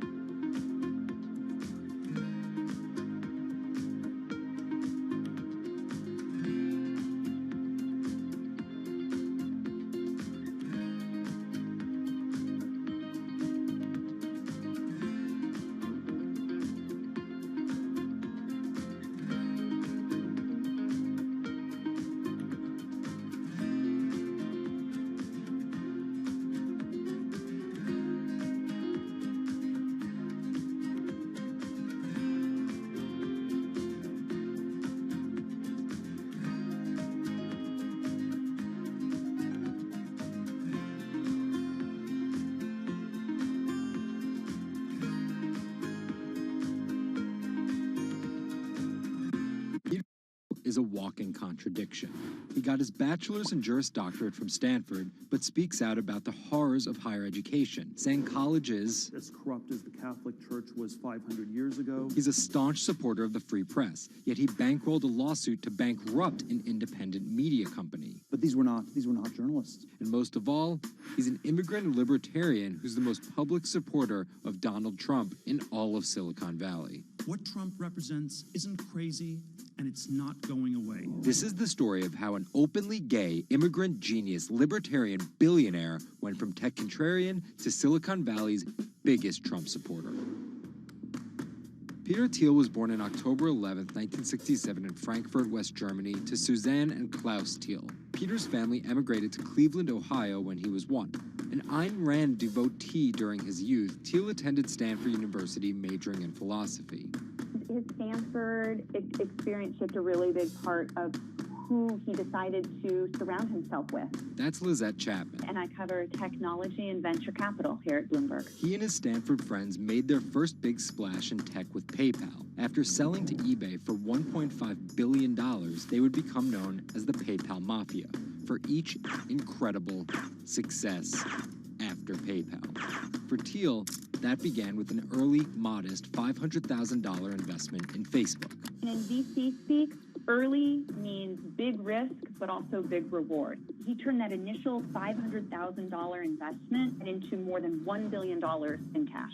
But Thiel was just getting started with Facebook, and he went on to make a whole bunch of wildly successful investments. From SpaceX to Airbnb to one of the largest, most powerful companies in the United States, if not the world, and of course that's Palantir. The incredibly controversial secretive data mining startup he founded with his colleagues from PayPal. It connects data silos and then allows non-technical people to search that information for patterns. Data like financial information, feeds from video cameras, biometric details, passport information, flight manifest. Palantir doesn't talk much about how they collect this data, who has access to it, or what they do with it. But they have contracts with the Department of Homeland Security and the CIA and the Department of Justice and the Securities and Exchange Commission and several other federal agencies. It's the richest company you've never heard of, valued at $20 billion.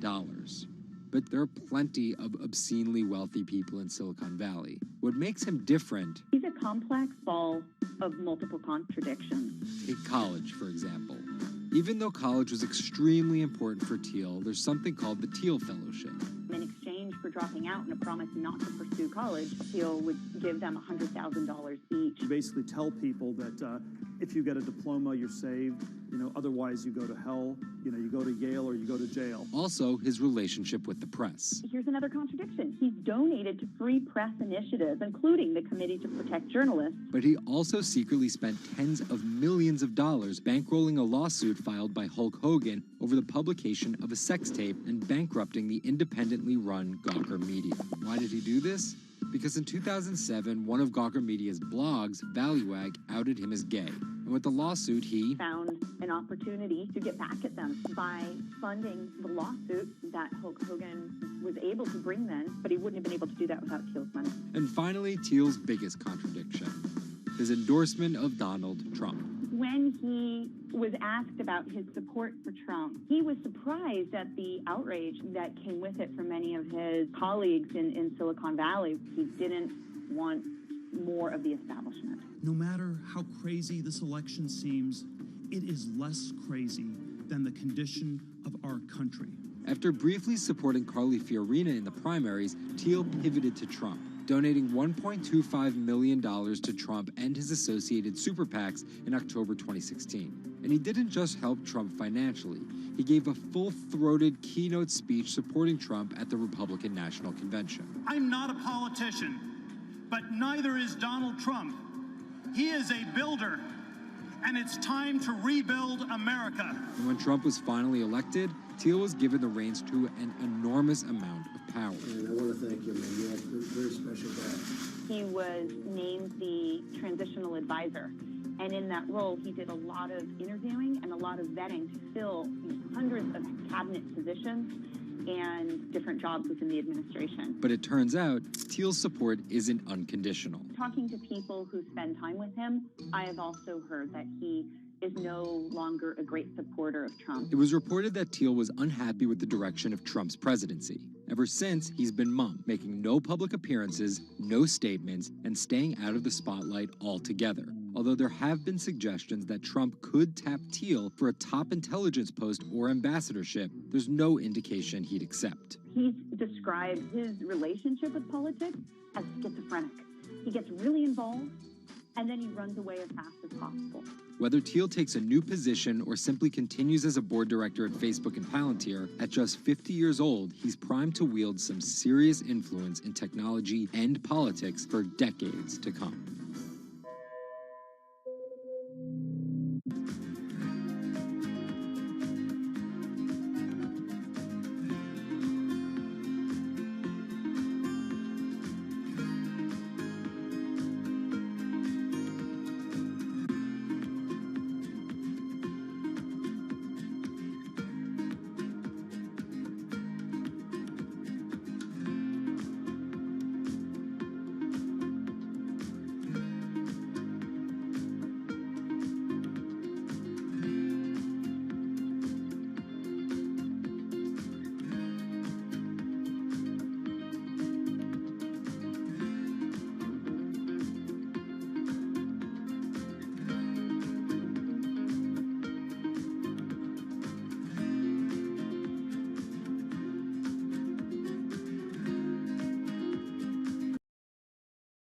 I'm placing an order to sell short euro at 117.79.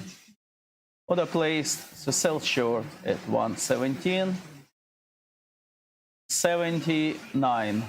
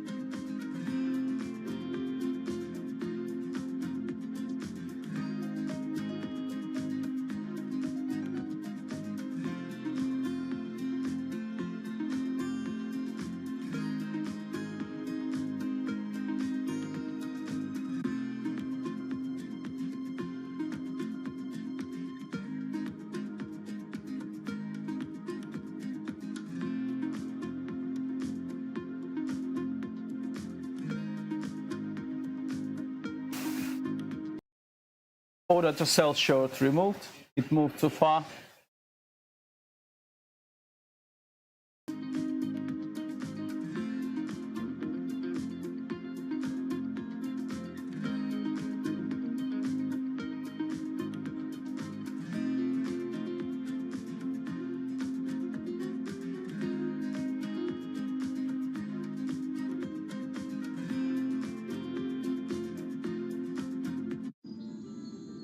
Two 2016 was again the hottest year on record, and the previous 17 years have seen our 16 most scorching. Scientists overwhelmingly agree. Global warming is the culprit. And it's just getting started. Ice caps, extreme weather, wildfires, droughts, and the hits keep coming. What are we doing about it? In 2015, the world took its boldest step yet to stem climate change with a historic accord in Paris. But now comes the hard part. Nations must change energy policies and invest huge amounts of money, and they will likely do it without the United States. President Donald Trump announced on June 1st that the U.S. would withdraw from the accord. The reality is that withdrawing is in America's economic interest and won't matter much to the climate. Here's the situation. Decades in the making, the Paris Agreement united the U.S., China, and more than 190 other nations in a push to limit fossil fuel pollution. The UN-sponsored plan secured pledges to cut greenhouse gases, the emissions that trap heat in the Earth's atmosphere, in an effort to avoid the rising seas and other environmental disasters that climate models predict. But even if all pledges are met, the globe is expected to warm by as much as 3.4 degrees Celsius this century, more than the UN target of well below 2 degrees. Meeting the Paris Agreement means that governments will have to offer more incentives for clean energy, scale back support for fossil fuels, make emissions more costly, and reduce deforestation. It's estimated that the deal will require $13.5 trillion of spending through 2030. Here's the argument. Unlike past climate pacts such as the Kyoto Protocol, each country set its own Paris targets and then promised to revisit and improve them. The U.S. was primed to play a lead role in climate change, but Trump's Energy Independence Executive Order reverses Obama-era rules and directives put in place to combat climate change, and expands production of coal, the dirtiest fossil fuel. The resulting policies threaten the global fight against climate change. Without the U.S. commitment to emissions reduction, other countries may join it in abandoning the Paris Agreement. This could make it almost impossible and even more expensive down the line to stop climate change. Optimists argue that the shift to a lower carbon future is already underway. Businesses, cities, and U.S. states, such as California, are already investing in wind and solar and taking other steps to make it work. I've actually been called an environmentalist, if you can believe that.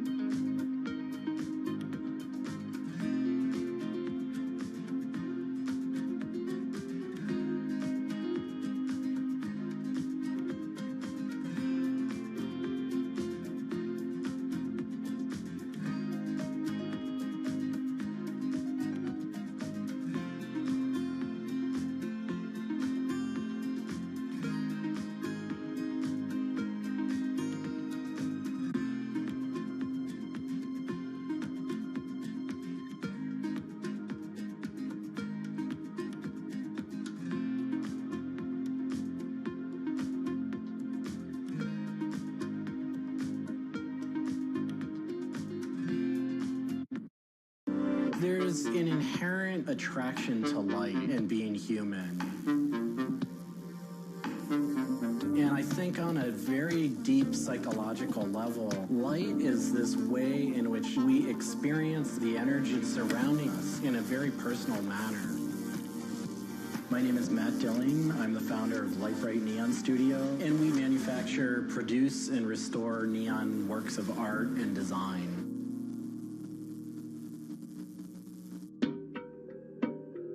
origins of the creative content of a lot of the work at Lightbright comes from a variety of sources. Sometimes people come with a napkin sketch. Some people come with an Adobe Illustrator file. And we have a whole design team who then we kind of work together to help create layouts of what it might look like. Scale it up and create a paper template using a pen plotter. And that paper template actually becomes our guide for what we're going to bend the neon to. We take from the office into the glass shop. We pick out the right size tubing with the right color for the right size project. From there, we heat up the glass tubing. The torches heat the glass well in excess of 1,000 degrees in order for it to get into its molten state. We heat up and bend the glass tubing to match the template. One of our chandeliers has over 100 different bends in it. So each one of those bends has to be marked for a heated up bend. We also have to allow the glass to cool between the bends so that the next area can be worked on and heated up in its own unique fashion. It turns into spaghetti, and then we have to make sure that that spaghetti lines back up and cools to the template. We use a blow hose to connect our mouth to the tube, create a volume that's closed, and we can control the pressure in there with our mouth. There's just a variety of challenges that come up inherently in working with glass. Glass can crack due to stress, and sometimes you'll just have a batch that all it wants to do when it gets near a torch is crack.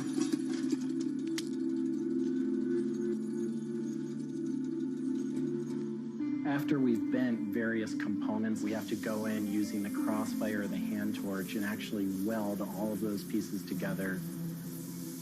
The last step on that is then to weld on electrodes onto either end. Each one of those steps is very, very specific. I draw inspiration from so many different experiences. It's hard to come up with one thing that's particular, but one of the ways that I really am able to connect with the creative is to float. Floating is a similar experience to meditation, to psychedelics.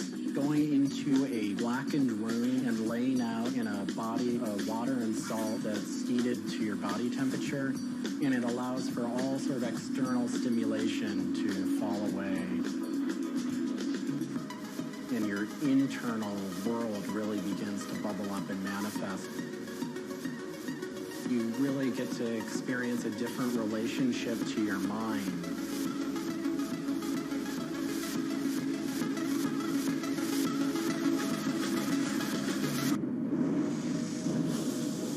I think I work with neon because I can't not work with it. It's so challenging and so rewarding. And those things are so intertwined that there's no way of separating it out. I learn so much and continue to learn so much by working with it.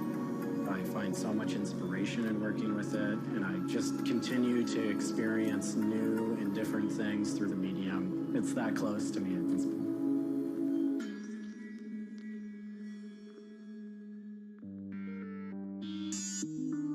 Once the neon tube is completed, we have to hook it up to our manifold for bombarding. The manifold is open, a vacuum is drawn. We check the tube for leaks with our Tesla coil. We close the tube back off, and we heat it up using a very large and powerful transformer. As the tube is heated up, it releases anything that's not inert inside the tube, and we evacuate that out. We introduce the gas into it, and we seal the tube off, sealing into that tube whatever gas we introduced into it. I think my favorite part of making a neon light is when I see it lit up for the first time. Different gases, when electrified, emit different wavelengths of light. Neon gas is this very bright orange, fiery red color. Argon gas creates a very intense blue, but that light output that is produced can then be expressed in a different wavelength by coating the inside of the tubes with a phosphor coating that takes that one wavelength of light and emits a different wavelength. we bring it over to the aging table, where we hook it up to an age-in transformer and allow it to settle, age the gas in that we've introduced to it. There's always a stray particle of something left inside the tube. But that time that the oxide coating can act to scrub whatever is left inside the tube while things are getting settled into place.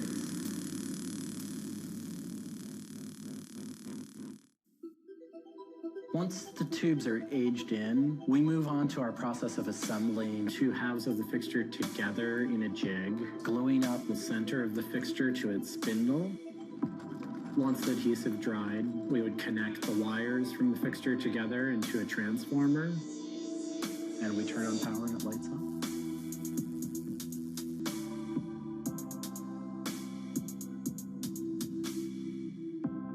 Part of what we love about what we do here is that we try and put out into the world the kind of things that we'd like to see.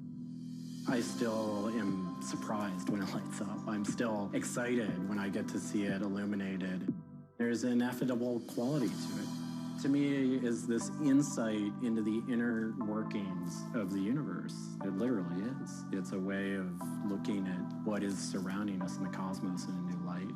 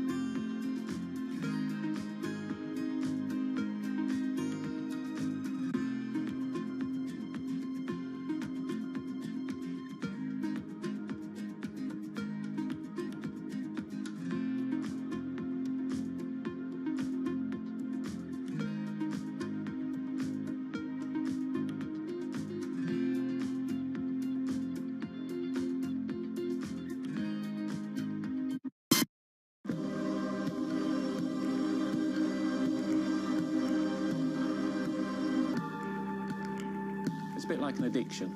You've got to make something. You have to do something. It's borderline obsession.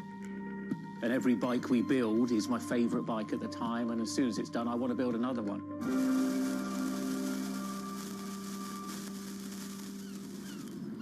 Sven Cycles is something I've been thinking about ever since I started cycling in my late teens. We want bikes that ultimately you'll really enjoy riding. There's never a bike that's the same. There's always a slight change. And as we build them individually as well, they have the marks of a bike that's built by hand. Most people I know cycle have an idea of their dream bicycle. And it may be an evolving idea you've had in your head. And we've worked with a lot of people that have come to us with sketches and scrapbooks. It's really, really nice to build something that's just one-off and unique. I think a lot of people see a bicycle as two wheels and a frame in the middle. There are a lot of subtle changes and nuances in design which can change the riding characteristics quite dramatically. I'm a really big fan of modernist architecture, and the simplicity of a modernist building is really hard to achieve. And with some of our bikes, they may look very simple, but I think people should not underestimate the time and effort that goes into designing a product. Tubing is key to a bike's feel and ride. Reynolds tubing has been in my life ever since I can remember. Growing up, I could never afford a frame manufactured with their tubing. We can now put a badge on our bike saying manufactured at Reynolds, which is a sort of thing as a kid I just wouldn't have believed was going to happen.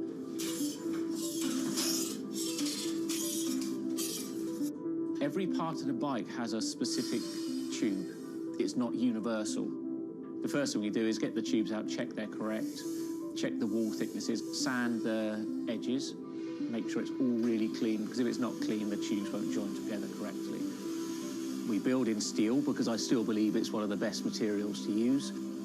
It's been used in bikes since the late 1800s, and they're still using it now for a very good reason. It's the flexibility that we can replace the tube, repaint the bike, and you wouldn't know it's damaged. I just like working with it. It's very sculptural.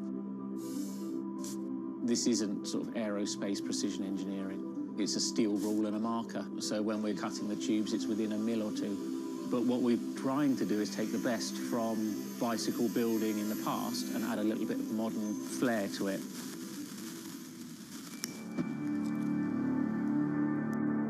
There's various techniques for building bicycles. We do a thing called fillet brazing, where you connect a pipe together. We use a bronze rod and a flame. We heat the tubes up to the same temperature and we fill the joint with bronze. And it gives a very, very sort of fluid, lovely, sort of quite sculptural feel. You've got to practice, you've got to be able to judge material temperatures, you've got to just look at it and you just get a feel for it. It's a stage where your tubes start to look a bit like a bicycle. My father's a jeweler. He'd make sort of very pretty things, which are lovely, but for me, they don't really have any function. What I love about bicycles, you can start on a Monday with a box of tubes, you can be riding it by the weekend, and it can last you for the rest of your life.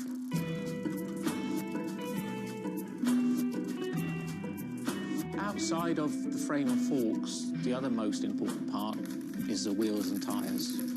When you build the wheels, you have to lace them, so there's little holes going all the way around the rim. You poke the spoke through. We do build all our wheels by hand here because a machine can't get 30 years worth of wheel building experience. Colour is very, very personal. With any of our bikes, you can have them painted whatever colour you want. We've matched one to a teapot, so we can get that scanned and we can match that, or someone's favourite item of clothing. I like to let the bike sit for 4 or 5 days minimum, just so the paint can have time to cure a little bit, and then we assemble it. We get out all the new components, and it's a case of putting them together. Some bikes you can assemble in 3 hours, some will take 3 days. And we've built bikes that cost in the £10,000 plus mark.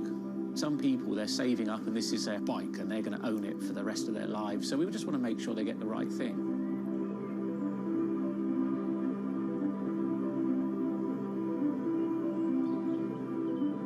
I think the bike for me was the first time I had some freedom. So as soon as I had one, I was off. A lot of people still get that thrill as when they were a kid blasting down a hill, wind going through their hair. It's fun. Everyone has their favourite jacket or something that just makes them feel good. If you've got a bike that fits well, you actually feel part of it. Building bicycles as a creative outlet is fantastic. It's not something you do because you're going to get a big paycheck at the end of the day. You do it something you have a passion for it.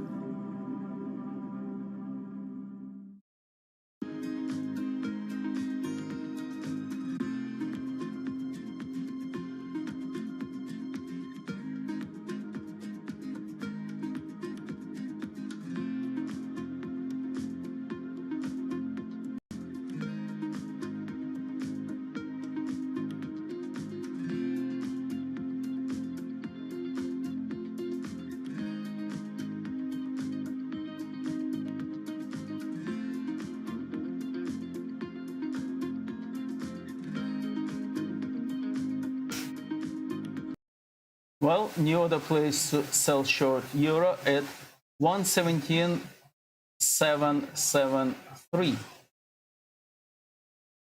We need to be very precise because all pips cost money. And it moved down. Sorry, I have to remove this order. Order remove.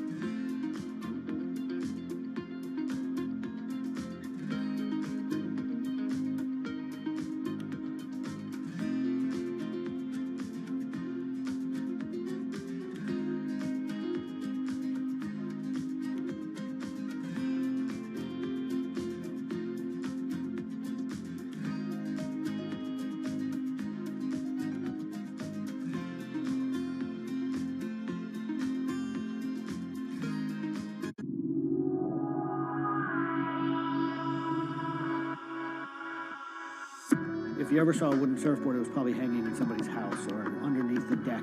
But kind of in the last 10 or 15 years, wood has made a big comeback. They surf wonderfully. It's beautiful and it feels great to be on one of them.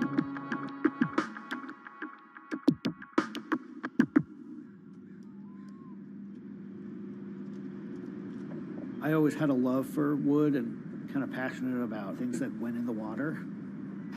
I've kind of been around wooden boats most of my life. There's just so much character. The way they're built, the stories that come with them, a lot of that has translated over to why we build surfboards the way we do. When we first started thinking about building surfboards, wood was the natural material we chose. They have a very high strength to weight ratio. Wooden surfboards have the longest history of use in the surf world than any other material.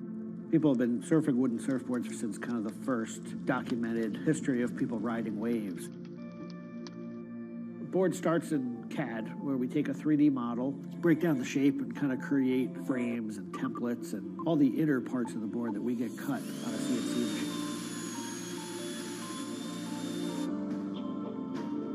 We take those frames and we just pop them out, assemble the frame into kind of a skeleton. We go out to our lumber shed, pick a bunch of cedar, and bring them into our mill shop, put glue along the edges, clamp it all together into a panel. Everything's book matched. You have symmetry in the colors and texture of the wood. Cut your outline. Take our assembled frame, gently put it down right on top of the plank.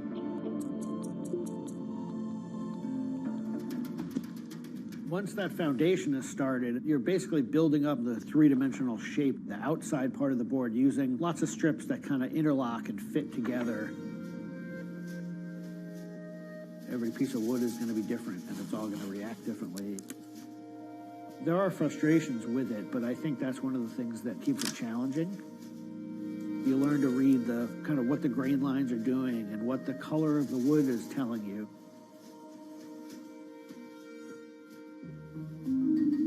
Once those rails are cleaned up, we put our top planks on. It's a little bit like putting a lid on a box. It's like, this is it. Whatever's inside that board is staying inside that board. And by tensioning some rope, you can clamp the two together. It's like a time capsule.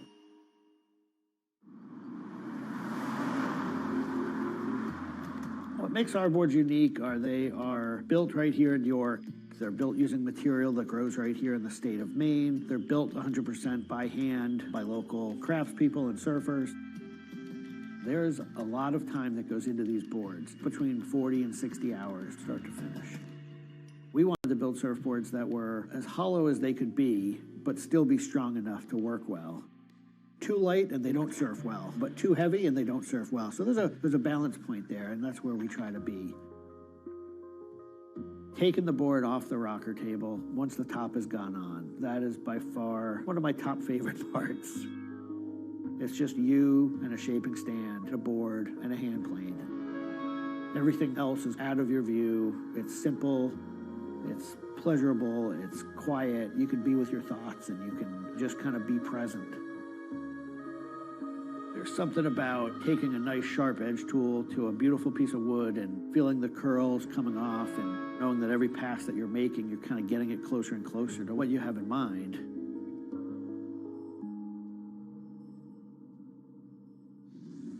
Once we've shaped it down and the board's looking like it's supposed to look like, it's time for it to go into the glassing room. 4-ounce fiberglass, laying it over the board, draping it over the edges, cutting it, applying epoxy, and on the board. Once both sides are lamb coated, it's time to put in the hardware. Drill and router and install the fin box. And on the other side, we drill and put in the leash plug and a vent. There's a lot of air just naturally inside the board, and that air wants to expand and contract with temperature changes. And that vent has a little piece of Gore-Tex fabric in it, and it allows air to kind of breathe both ways, but it doesn't allow water to get in. Once all that hardware is put in, it goes back into the glassing room. We brush a nice, beautiful, thick coat of epoxy over the whole surface, and that we call a gloss coat. That's supposed to look beautiful and glossy and shiny and flawless. You get to see that board come to life. Whatever the colors in the wood, they really come out. It just makes it look like candy. You just want to touch it and run your hands down it, and it's just kind of the icing on the cake.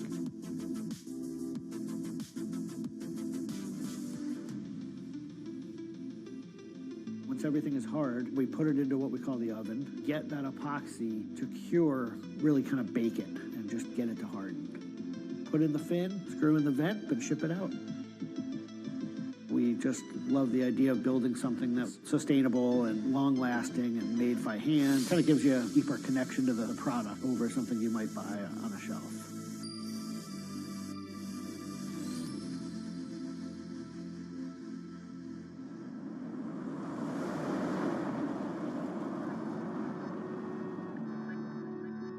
When a customer gets the board, they feel it. They 100% feel the amount of work and the amount of passion that went into the board. So I'm not really looking at hours and efficiency. We're looking at like doing it right and enjoying it as we go.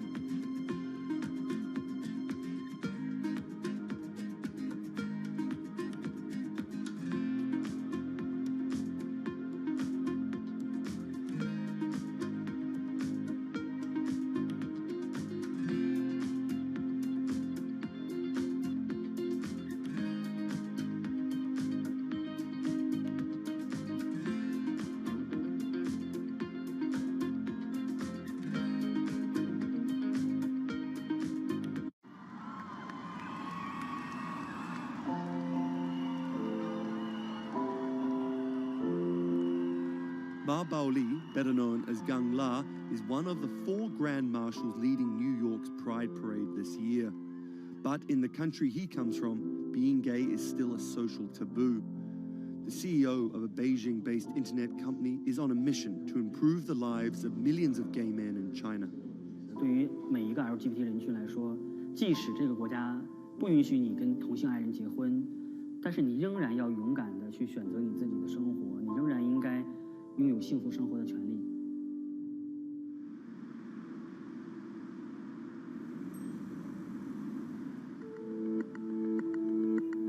Ma's company Blue City runs an app and a website specifically for gay men.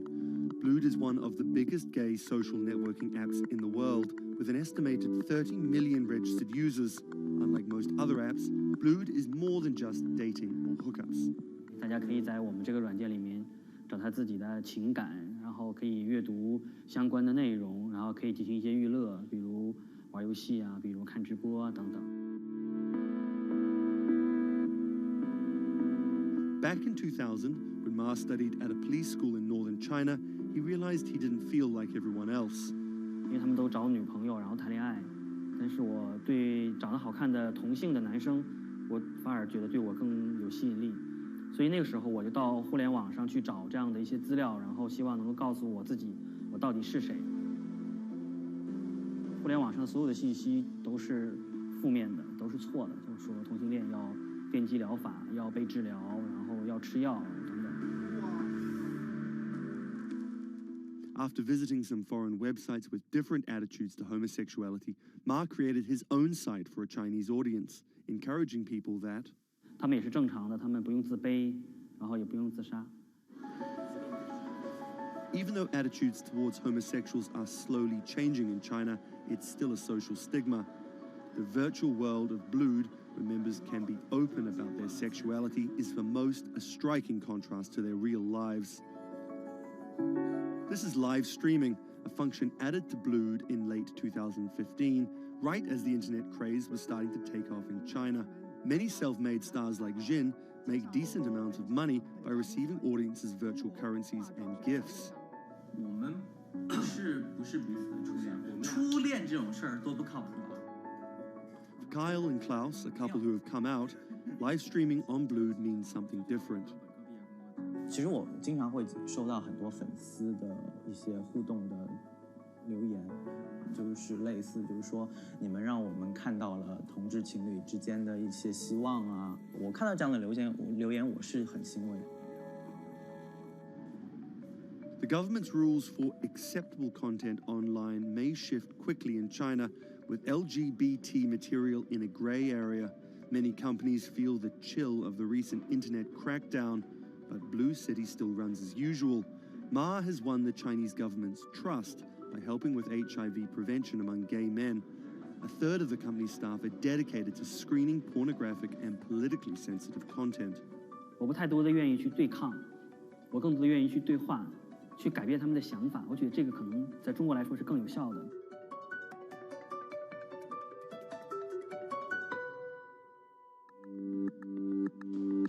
In the past 5 years, Blue City has grown from a team of 7 people to a promising business with about 250 staff. Ma said the company earned over $15 million last year, mainly through advertising and selling virtual currencies to live streaming audiences. Now the company is expanding overseas. 我希望吧，通过我们的努力，Blue能够成为全球第一家在美国纳斯达克或者是纽交所上市的这样的同志互联网公司。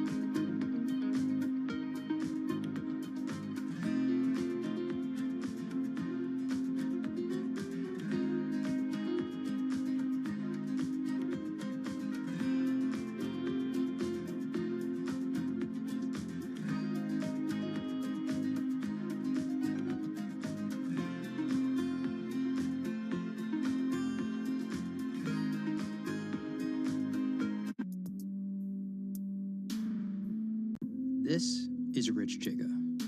He's a Chinese rapper by way of Indonesia, and he's very popular on the internet. This is Joji. He's a Japanese-Australian singer, and he's also very popular on the internet. Plus, Joji invented the Harlem Shake meme. Let me say that again. This guy, Joji, in the blood bathtub, invented the Harlem Shake meme. But we'll come back to that. So Rich and Joji are both signed to 88 Rising, an entertainment company hoping to build a lasting global brand that will outlive singular moments of virality. They primarily create content combining Asian culture and hip-hop, a formula that apparently pleases the internet gods greatly. They've only been around for 18 months, but they're already putting up major label numbers. I think that we have an unprecedented collective of talent, a group of predominantly Asian artists, really making waves globally, which from an independent point of view as well.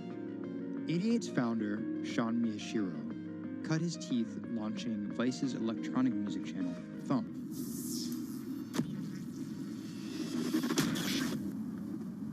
But quickly, Sean became interested in life beyond dance music. I knew that after launching a whole content platform that I have kind of the ability and the know-how to do it again, but for what was the question? So Sean moved to the Bronx to start over and figure it out. He couldn't afford an office space, so he worked out of his car at the top of a grimy parking garage. Everything kind of started here. If you look around, this is my environment. This is my serenity, really. 88 Rising was built here. Built on the grounds of LA Fitness, residence in a parking garage. I was living in the Bronx. I'm just like, damn, where the hell do I go? So I just come up here and I just kind of figure things out every single day. Being like, okay, what the hell is this thing? Coming here was kind of like my own kind of private office, basically. To be honest, I would even go to the bathroom here. I would take pisses here, you know what I mean? It was, it's just too far to go back down there. When I need Wi-Fi, I'd spend a good part of the day at Dunkin' Donuts. Hi, how are you? Can I get a chicken snack wrap? Before 88 Rising officially launched, Sean caught a surprise break in the form of a Twitter friendship with a funny 16-year-old kid from Indonesia named Brian, who taught himself English by watching Rubik's Cube tutorial videos on YouTube. Seriously, that's true. I thought his Twitter was genius, from the future, just crazy, and just the shit that he was saying, the memes he was making. But I didn't know that he rapped or anything like that. I really didn't, and he came up with that stick 2 weeks later. 12 in the morning, pop shells for a living and berry gon' smell blood trail every minute road. Dat Stick was Brian's first ever attempt at making a rap song, and it immediately went viral. Everything was great about it, but the one thing that I noticed is the song was hard as hell. Just everything about it, man. Just it was menacing, bro. Soon after the video dropped, Brian signed with 88 Rising. I'll FaceTime with Rich. Sorry for calling you Rich Chiga on my phone, Rich. Brian, he gets super pissed off that he's saved in my phone as Rich Chiga. He's like, dude, am I not a human to you? What's good, bro? What's good, brother? How you doing? Doing great. I just did a sound check. How was it? It was tight. But you've been a bitch, suck a thick cock. So Brian could definitely rap, but some viewers understandably took offense at a Chinese kid satirizing rap cliches and calling himself Rich Chiga.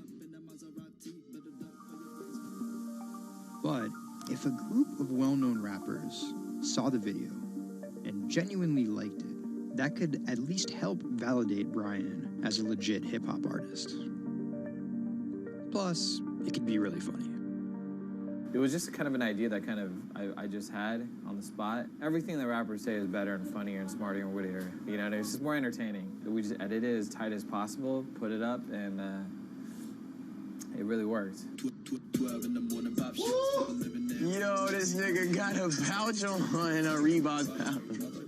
This is the hardest nigga of all time. You said when you come for a chigga like me. That was dope. Like, it's just lit, and I think people will take it as a joke at first, but it's like if he ran with that and kept doing more videos like that, it's just lit. You know, I'd never been to America before, and like all of a sudden, it's like I see like all the rappers that I listen to just like reacting to my stuff, and I was like, what? How did this happen? The reaction video also went viral, and even led to a remix of Dat Stick featuring Wu-Tang's Ghostface. I'll get on that track. You know what I'm saying? Yeah. Really on the remix? Yeah. Oh, you know him? And yeah, the remix went viral too. Brian has since acknowledged the misstep in his name and claims he may change it. But for the time being, he's still Rich Chigga to his fans. An ever-growing global audience, hungry for more releases from emerging talent around the world.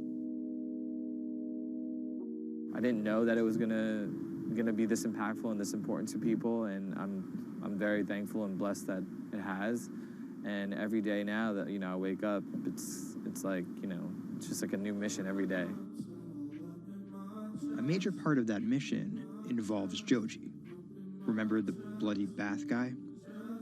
He's a former YouTube personality in the middle of a career transition. The sound of this song, Will He, it's like a trap song that you can like slow dance to. Awkward prom shit, you know what I mean?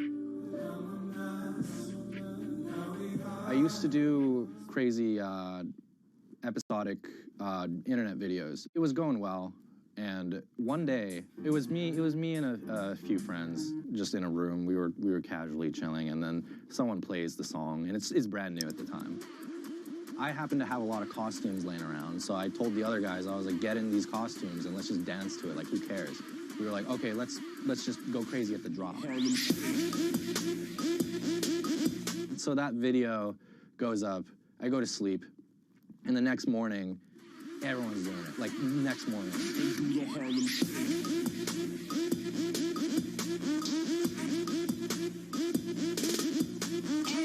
That taught me a lot about the internet, how people want to just be a part of something. And from that point on, something changed, and I was a little better at understanding demographics and people and, what they want to see and what they want to hear.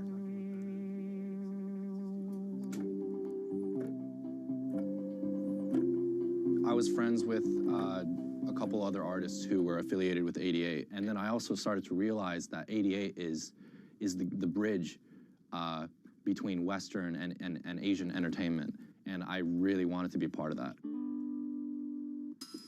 Joji just released the In Tongues EP, his first project as a serious artist. Joji's In Tongues record came out a couple weeks ago.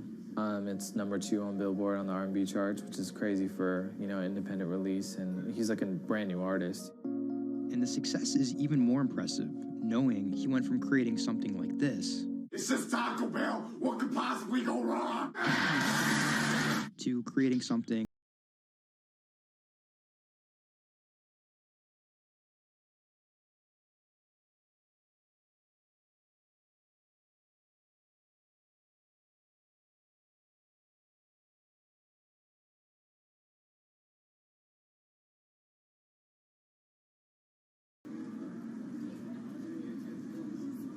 Tonight, Rich Chigga has a show in New York City. Tickets sold out in an hour. I came here, I'm first online. I was here at 1. I was the third person online. So why'd you get here so early? Because I want to see Rich Chigga. I want to touch him. What do you guys think of Joji? He's That's my dad, son. You guys cop the new EP or like? Yeah. I woke up at 6 in the morning just to cop that shit. And then I listened to it, and that shit started making me cry. This is actually kind of exciting. Every time, this never gets old. Like, you live online and social media, but like, there's nothing like just being with the people.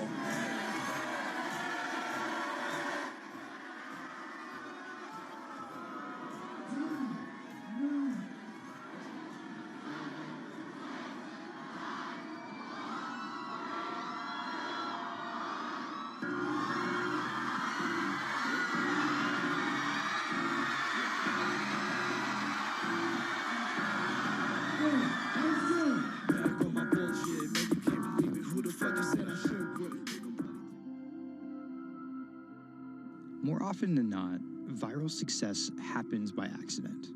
And then after an appearance on Ellen or Jimmy Kimmel, the creator's star power fizzles out.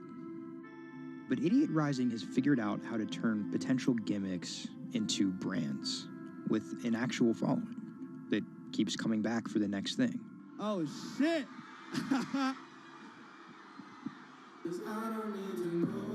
So keep an eye out for Idiot's next move.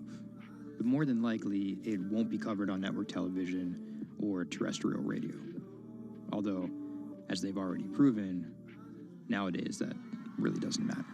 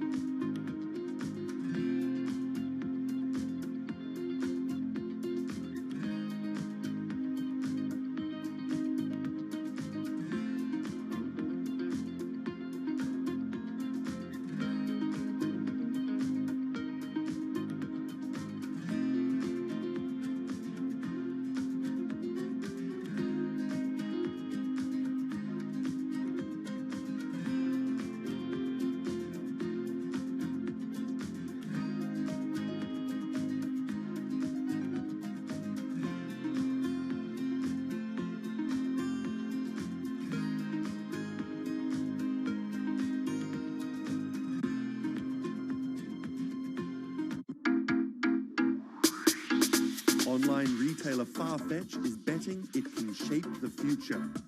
This is its concept store, showcasing the latest in retail tech. How do you capture all of that fantastic information that you gather in store with customers, touch and feel products? And we created a concept called the connected rail. And this is using a combination of RFID and ultrasound. The RFID signal recognizes the product, and the ultrasound recognizes the movement.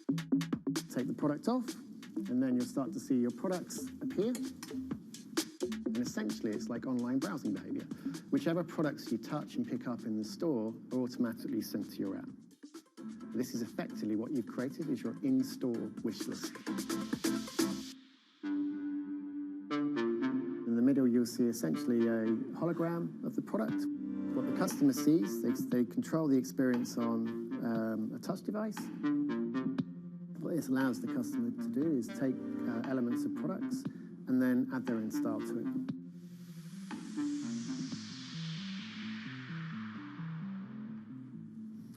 Right, so this is the connected mirror. So in this example, I see my products. I select a coat, and that's tried it, and it's slightly too big for me. So what I can do is choose an alternative size and send a request to the sales associate, and they'll bring that size to me in the fitting room mirror. You'll also see that we've got some product recommendations here. Crucially, the sales associate's able to push items into the mirror from their device. If you wanted to, you could simply use the mirror and pay and go. Your items would then be packed and dispatched to you afterwards.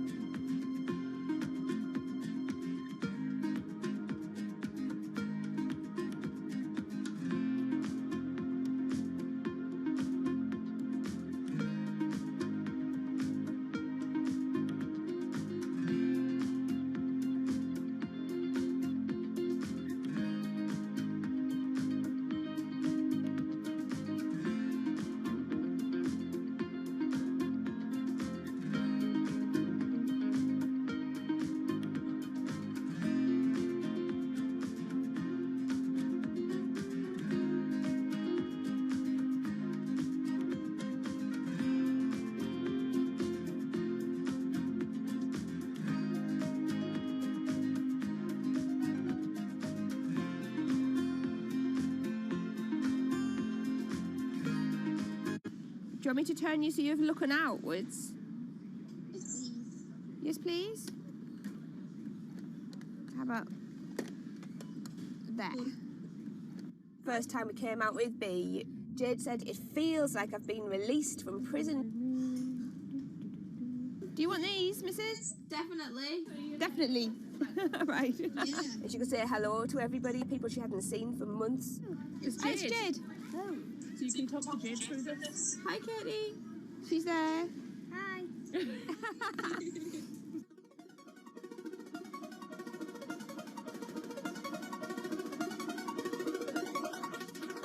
Every time anyone's seen her, they want to know why she's there. And it's kind of the opposite of when you're in a wheelchair and people see you and they kind of go, oh, should I look? I don't know what the right protocol is. When there's a tiny robot with his bright little eyes going around just looking happy everywhere, it really opens you up for conversation. You've got some friends here, look. Hiya! When I saw her for the first time, I remember thinking, this is going to change things. This is one of those points where if this was a book, this would be the cliffhanger.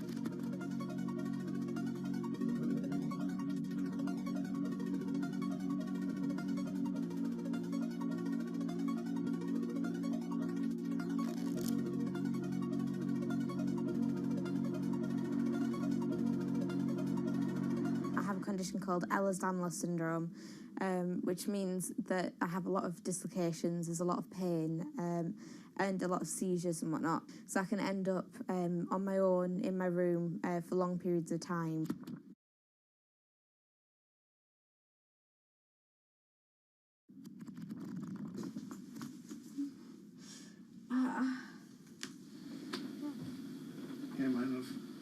A lot of the time, with a condition like my own, of course there's the pain, and the pain is bad, and the dislocations are bad, and the seizures and being in paralysis and never knowing whether you're going to be able to wake up properly tomorrow, that's bad. But what's worse still is being able to count the number of people you see a day on one hand. Are you ready? Sure am, I'm just hoping the connection's going to stay. Yeah, me too. Alright, here we go.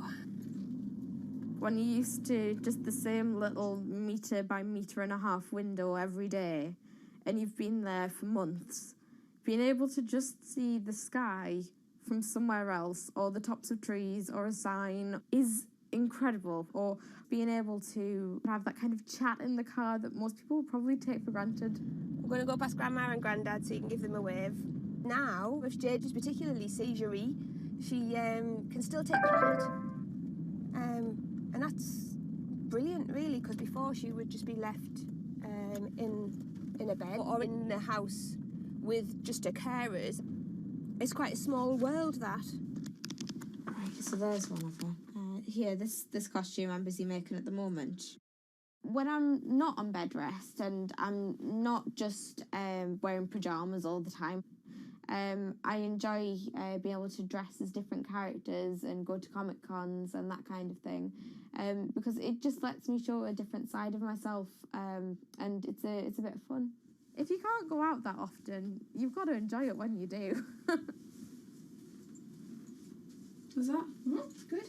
It's one of those weird things where I want to not have to use B because I want to be well enough to be able to go those places myself. Like, it really makes a big difference to me to be able to go into school. But the thing is, with my condition fluctuating all of the time, I can't go into school reliably.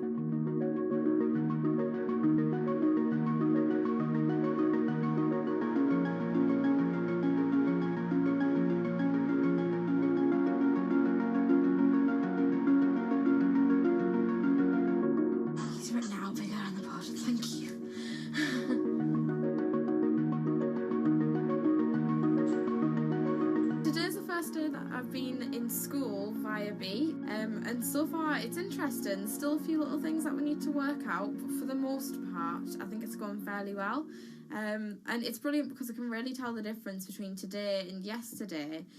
How yesterday I forced myself to go into school when I wasn't very well, and I was really tired afterwards and ended up having loads of seizures, whereas today I've been able to do all of the work. I've been able to keep a clear head and not be ill, which means I'm able to be more focused on my schoolwork. So there is my first step of working, is to simplify root 8. The algebra test is next week. Now I'm trying to make friendships which I'll be able to maintain with B. Before that, I end up letting people down quite often. B gives me hope, yeah. She's just always there, and if I can't do something, she can, and if I need sort of assistance to be able to make commitments, then she's there, and she means that I feel like a more valuable person because I'm more reliable.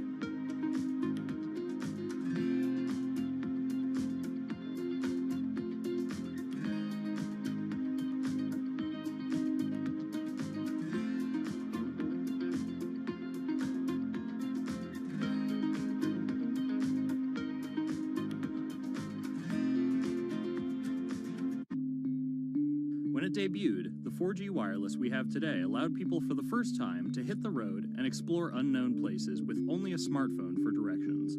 When 5G arrives, it could enable driverless cars to take us there as well. 5G stands for fifth generation mobile networks or wireless systems. It's insanely fast and can accommodate a lot more connected devices. But the reason it's being called revolutionary is because 5G will allow connected devices to speak to each other as well as people. Right now we're living in a world where really it's a one-way experience. That's Bloomberg tech reporter Ian King. The network talks to your phone, you look at your phone and access data, then you send something back to the network. What we're being told about 5G is that really for the first time we're going to see machines communicating with each other over mobile networks in a meaningful way. 5G could end up being 100 times faster than what we have now, with speeds that could reach 20 gigabits per second. In plain English, that means downloading a full-length HD movie in seconds. 5G will also increase total bandwidth, which we will need in order to accommodate the growing Internet of Things. We're talking about the class of devices like internet-connected refrigerators, thermostats, dog collars, but 5G will enable many, many more. Things like your utility network, factories, where machines are just sat there not connected at all. Suddenly they're all going to be connected. Suddenly we're going to... New order placed for British pound. I'm selling short British pound at 139.23. So order placed to sell short at 139.23. Improved network density. And that's just a fancy word for saying you put more towers out there. What we're being told is that's not actually the case with 5G. The idea is 5G will not only use the existing mobile spectrum, but also tap into higher frequencies called millimeter waves. Millimeter waves can carry more data, but only travel short distances. This may mean you'll see a lot more of these base stations around town. And the new towers may have as many as 100 antenna ports, compared to about a dozen on 4G cell towers. So when will we get 5G? Getting 5G ready is expected to cost providers $275 billion over 7 years in the US alone. Look for the first 5G service to pop up in big cities sometime in 2019.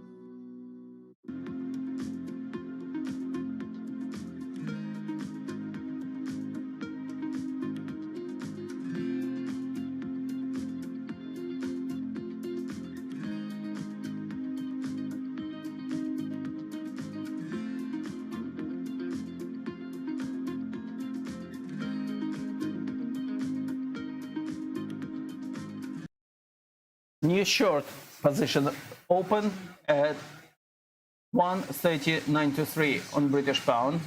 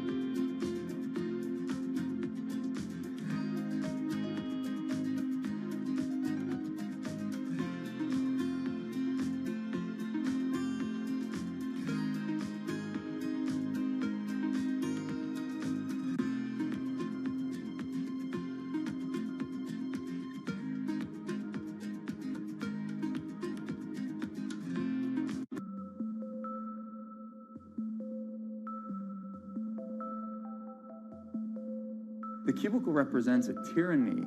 It confines your imagination, your thoughts, into a small physical area. Imagine pretty much every software engineer or finance person being able to, disconnect from their desk and look at holographic monitors on a beach and doing their work from there. That's not going to be science fiction. It's the modern office place. Silicon Valley is all about building the future. A startup called Meta thinks it's getting there first, thanks to a big bet that it's made on augmented reality. How are you? Good, thank you. Welcome to Meta. Thank you. Call it a 360-degree office where you can spatialize your thoughts as part of your workflow for education, architecture, design, engineering, etc. People often mix up augmented reality with virtual reality. VR totally blocks your ability to see or hear the real world. AR overlays holograms onto what you already see. Meta has tried to make its version of the workspace feel familiar.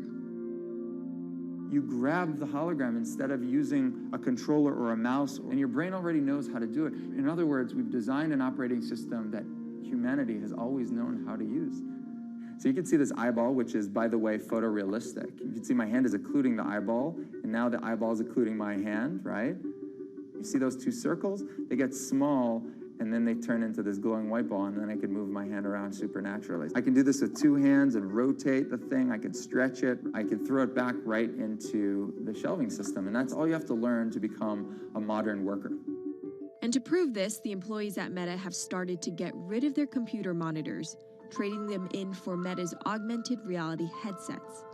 Mayron thinks that in less than a decade, we'll all be just wearing strips of glass that can project holograms.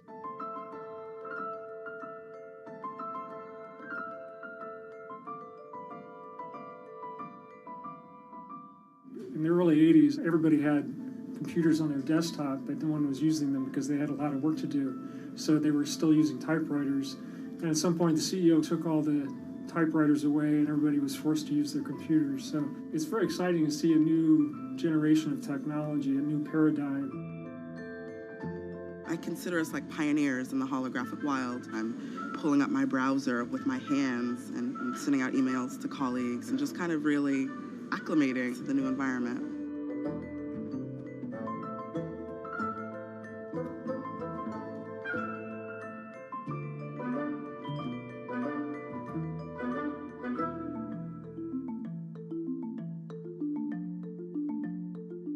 Now you're putting on my computer, essentially.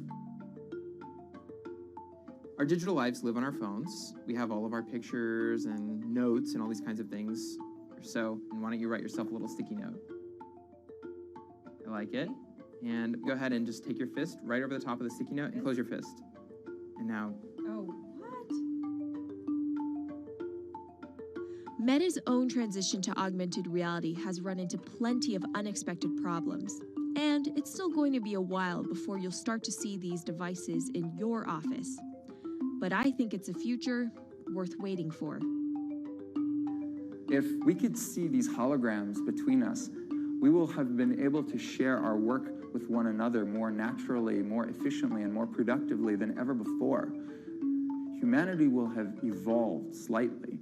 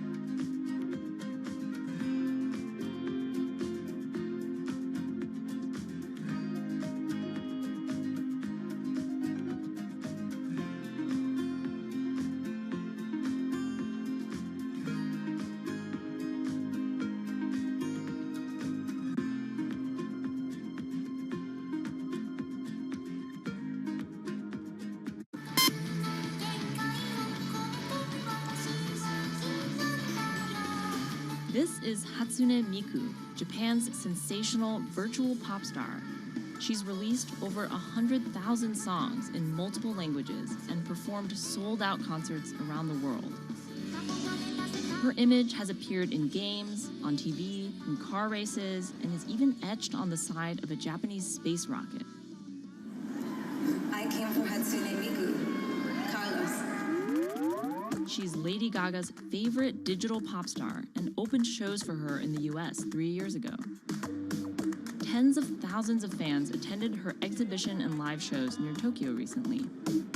理想のアイドルっていうとどの曲でもミクはすごい綺麗に歌ってくれる。他没有缺点啊，没有任何让我们感到不开心的一些新闻。She's everything to everybody. That's probably why she's so popular.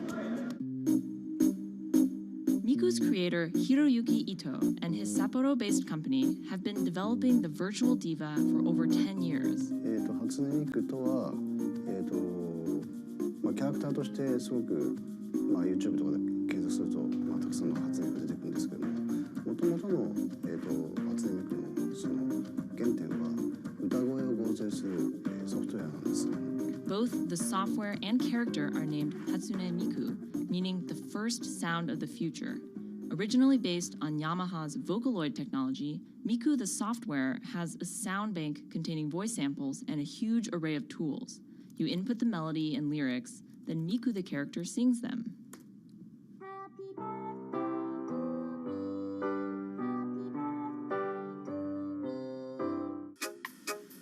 To date, Krypton has sold 120,000 software licenses at $200 each to fans around the world who use it to create numerous songs and share them online. Some of the fan-created songs are chosen to be part of Miku's concerts, for which they're paid a royalty fee. もともと初音ミクっていうその、存在自体がそのボトムアップって言いますか、中にはアマチュアクリエイターじゃなくて今もうすでに、プロになって活躍している方もいらっしゃるんですけども。The company also has other revenue streams. It makes money from merchandising, licensing deals, and concert ticket sales. According to the real-life musicians who perform with Hatsune Miku, the virtual pop star is interesting and surprising. 今年で3年ぐらい、ちょうど3年ぐらいやってきて、ライブも数十本、数百本やったので、そういうことが演奏によって起こせるためのそういう器みたいな感じになってきて、初音ミクらしさって僕はあんまりない。初音ミクって何だってあり。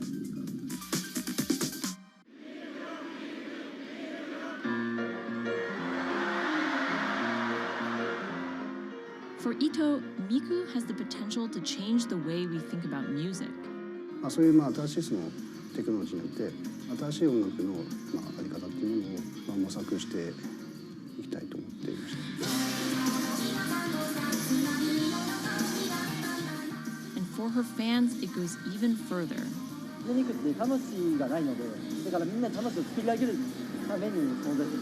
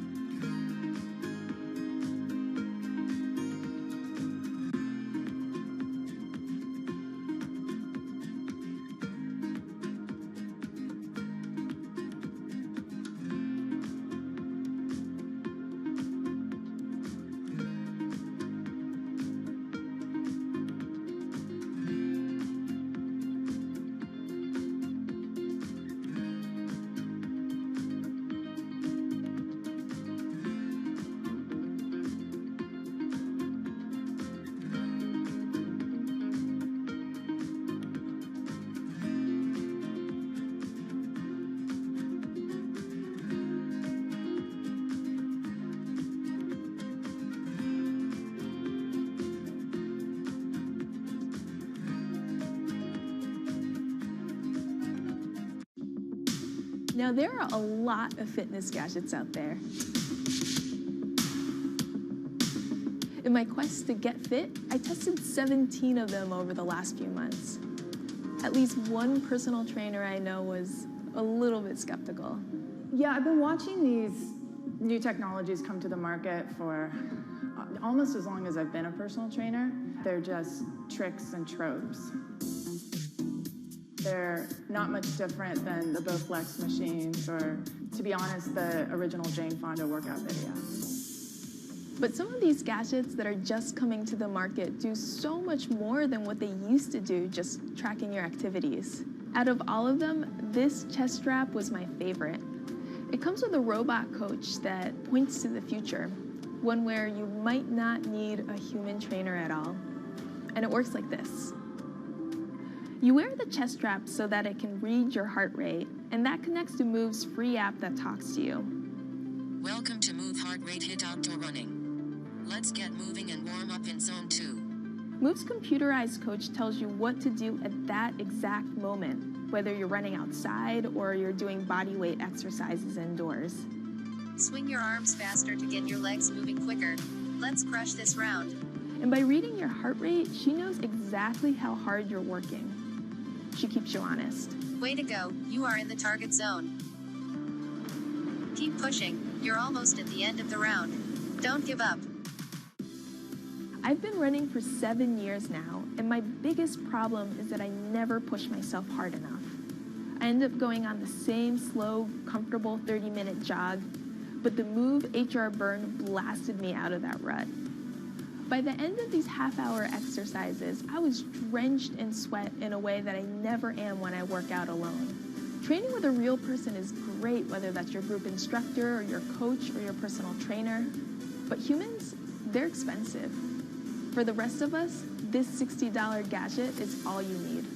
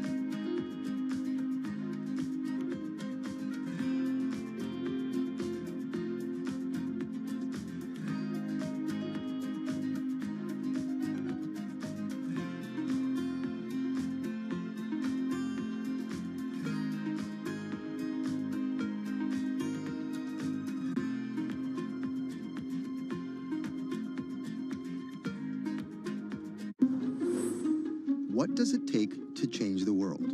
A big army? A cure to a pandemic? A revolution? All of these take either a lot of people, thousands of hours, or massive amounts of space. But for Julian Assange, all he needs is one room, an internet connection, and the world will listen. Assange is located here, and more specifically, right here. And from that location, he's posted government secrets, classified documents, and leaked emails from some of the world's most powerful people. And in doing so, has been labeled a hero, a villain, a nihilist, and everything in between. This is how an Australian programmer sequestered in the Ecuadorian embassy in London became one of the most influential and notorious people in the world. Born in 1971 in Townsville, Australia, Assange has always been on the move.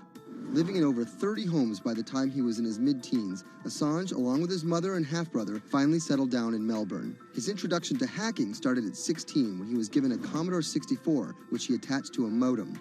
He attended the University of Melbourne, where he studied programming, physics, and mathematics. He never graduated, but that doesn't mean he didn't get an education.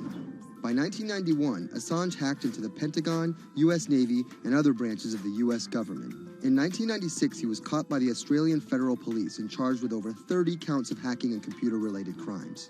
He didn't get any jail time, but he was fined $2,100. I think the first taste of what would come later was the hacking that he did as a young programmer, and that really sort of foreshadowed a healthy skepticism of the use and abuse of technology by governments. That's Vernon Silver. I'm a reporter for Bloomberg's investigations team. Assange's youth as a hacker laid the foundation for him to start WikiLeaks in 2006. But what is WikiLeaks? It's a website that posts unfiltered, usually classified documents. What separates it from every other media outlet is that they have no editorial hierarchy. With a publication like the New York Times, information comes in, they take that information, package it, then disseminate it for the public to see. WikiLeaks, however, cuts out the middleman. WikiLeaks gathers information, most of it given to them anonymously. So what they're doing is really very simple. They get the information in one end from who gives it to them and out the other with sometimes minimal interference. Julian Assange is the leader of that, the mastermind, the creator, and really, because he thinks of it as a journalistic enterprise, the editor-in-chief. But every story starts with a source, and Assange has some unconventional sources. Julian Assange does not hack as far as we know. He is the recipient of people who are either insiders who give him secret documents or hacked emails from a foreign power. That's Eli Lake. I am a columnist for Bloomberg. And there was no source bigger for Assange than Chelsea Manning. He used to be known as U.S. soldier Bradley Manning. In 2010, Manning provided Assange and WikiLeaks with hundreds of thousands of leaked government documents. WikiLeaks quietly began releasing the documents in February of 2010, then made big headlines in April by posting what is now known as the collateral murder video. Come on, fire! It was a vivid, graphic video. It changed the debate on the Iraq War, and importantly, it put WikiLeaks on the map when they put it online, and they couldn't be ignored at that point. And those leaks were just the beginning. They went on to post more than 90,000 leaked documents known as the Afghan war logs, 390,000 documents known as the Iraq war logs, and 250,000 private messages between diplomats called cables in what is now known as Cablegate. These leaks were met with very real ethical questions. The problem with publishing those cables was that a number of confidential sources for U.S. diplomats who faced real danger when their names were exposed. Then Secretary of State Hillary Clinton drove the point home that every country, including the United States, must be able to have candid conversations about the people and nations with whom they deal. Shortly after Cablegate, the Swedish government issued an arrest warrant for Assange on allegations of rape and molestation. He claimed the allegations were fabricated to get him extradited to the United States, a claim the U.S. government denied. Either way, Assange's next move was to seek refuge in the Ecuadorian embassy, which really was the beginning of the new chapter in his life and what we're dealing with now, which is him being stuck in London. What was supposed to be an office in an embassy is now Assange's self-imposed prison to this very day. But that doesn't mean he's slowed down. Since being trapped in the embassy, WikiLeaks has released files about Guantanamo Bay prisoners, Syrian political figures, and the draft to the Trans-Pacific Partnership. And then came the 2016 U.S. election. Thousands of leaked emails showed Democratic Party officials possibly plotting against Bernie Sanders in his race against Hillary Clinton. Over the course of 68 days, I'm placing stop on profit for British pound at 130.9.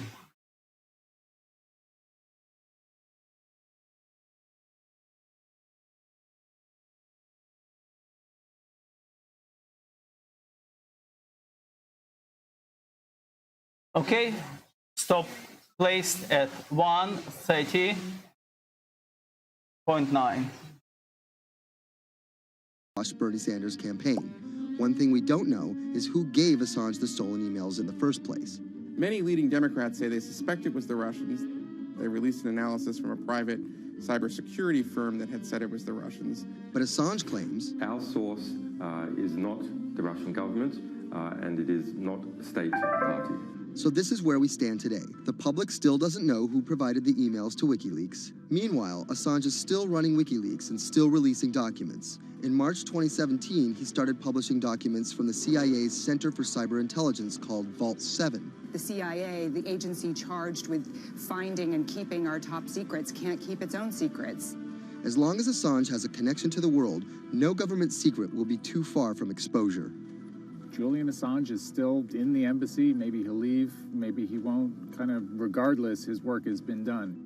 He's changed the way people think about their governments, about their own secrets, about their own hackability, and really the world has changed because of him.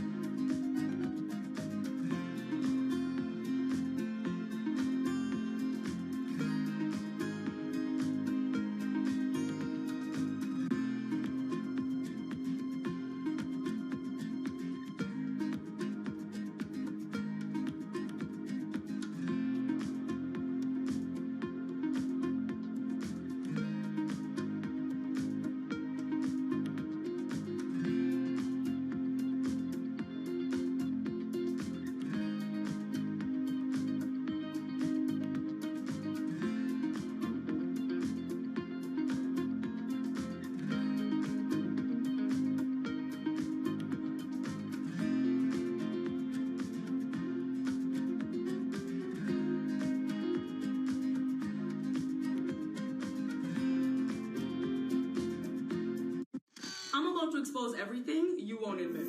And action. This entire video is based on a true story. When I do like motivational speeches or even tell myself like love yourself and you should love yourself. This is Lily Singh. But to fans all over the world, she's the YouTube star Superwoman. What if everyone is a girl? Superwoman. I know we can change the world for the better, one positive day at a time. My parents now know what I do. They didn't know what I did for a long time in the beginning of my career. I was just making videos in my room. They had no idea. Mom, Dad, have you seen my keys? I can't find them anywhere. Because you're always on phone. Until someone called them, like a family member from another part of Canada, was like, Canada, is your daughter making videos? And I think my mom was like, I don't know, Lily, are you making videos? Just making videos grew into an entire career. Today, Lily's YouTube channel has some 12 million subscribers, over 2 billion views, and guest stars like Michelle Obama, Dwayne "The Rock" Johnson, and Seth Rogen. I think a lot of young girls are raised to believe that you're gonna go to school and then graduate and then get married and then get a job and then have kids. And Lily was on that path, all the way through a psychology degree at York University in Toronto. But when she started thinking about a career, I started to immensely panic and think something was wrong with me because I tried to figure out my life and it wasn't working in that straight line. It was 2010, and YouTube was only 5 years old. I thought nothing of YouTube. I was probably the last person in my circle of friends to discover YouTube. And I remember when I did, I thought, this is so strange. There's people making videos in their rooms and other people are watching them. So she figured, why not give it a shot? I one day posted a video because I was sad and I wanted to be creative and happy. She didn't know how to edit video or write scripts, so she winged it. It was so bad and so cringe. And my expectation was literally nothing. I was like, I'm gonna put this video up, a couple of my friends are gonna watch it, probably make fun of me, and that's gonna be the end of this. The second and third video came from, wait, 70 people watched my first one, can I get 80 to watch the next one? She kept creating, she kept posting, and the viewers kept coming. Lily had found an audience. A lot of the comments were, oh my God, there's a brown girl on YouTube. More specifically, Indian. Lily's parents immigrated to Canada from India, and Lily was born and raised in Scarborough, near Toronto. My home life was awesome. My parents, even though I portrayed them to be quite strict in my videos. Oi, Lily, wear the rest of your skirt, huh? I teach you like this, to walk around like this, showing everything to everyone. They actually aren't like that at all. They're pretty modern and pretty cool. Your dress is short. Don't know what for. And were pretty lenient with me. I mean, I got away with a lot of things. I was a brat. I was a brat. She had a different idea of what she wanted out of life than other kids. In a grade school graduation slideshow, her classmates said they wanted to be lawyers and doctors. And then I came up and I was like, rapper. Making out with your friends, man. But then you say that you hate hoes. I could just feel my parents being like, why? Because that's just not something women really did in the Singh family. I know there was a ton of people that weren't happy about my birth being a female, so I think, and that's some real-ish, but it's a real thing. The best thing I could have done to prove to so many people that didn't want my mom to have a daughter was to become Superwoman. What up, everyone? It's your girl, Superwoman. It was the name of Lily's favorite hip-hop song by Lil Mo featuring Fabulous. I love the song so much because it was one of the only songs at the time that was an empowering female song, where Lil Mo's going on about, like, I will save guys with my superpowers, and I will save girls with my superpowers, and I am the Superwoman. I thought, this name that I've had for so long that empowered me when I was younger, I'm gonna make this my screen name. Maybe there should be a new series. Superwoman didn't just burst onto the scene overnight with a viral video. It was a steady climb fueled by hard work.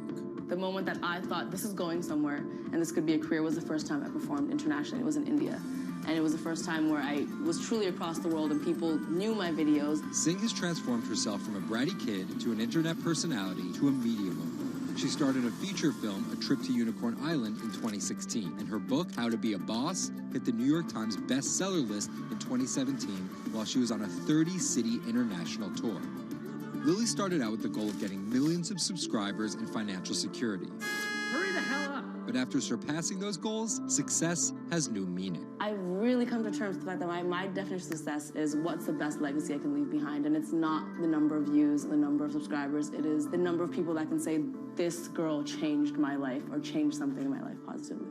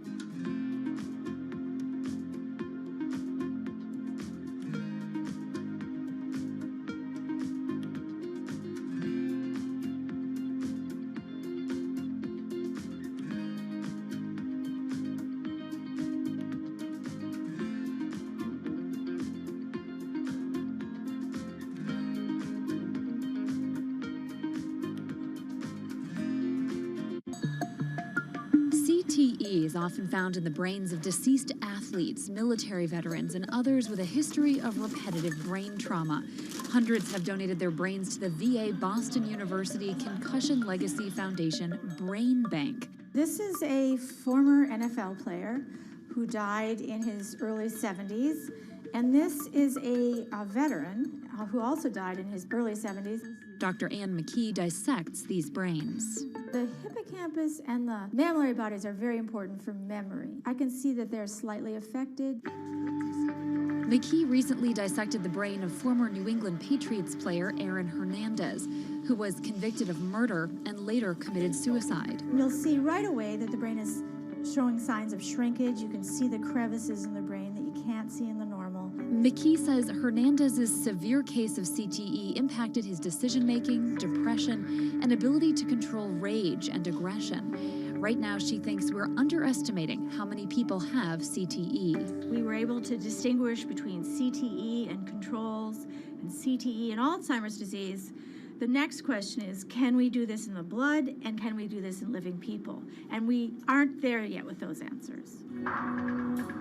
But the need for a diagnosis in the living is motivating companies such as Quanterix in Lexington, Massachusetts, to work faster on technology that could diagnose concussions and CTE in as few as 30 minutes. Kevin Rosovsky is the CEO. It's like a high-powered microscope. And so by doing that, we can see little biomarkers that you couldn't see before in the blood.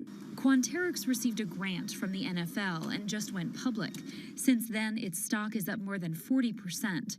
The company sells a machine called Simoa for $175,000 to other biotechs, hospitals, and researchers. And for the first time in history, we're able to see brain health in blood, and that's a major breakthrough, and that's leading to less invasive testing, and we've already been able to see evidence of concussions, and there's the beginning evidence of being able to see the accumulated effect of concussions. Quanterix is also trying to detect Alzheimer's disease, multiple sclerosis, and ALS.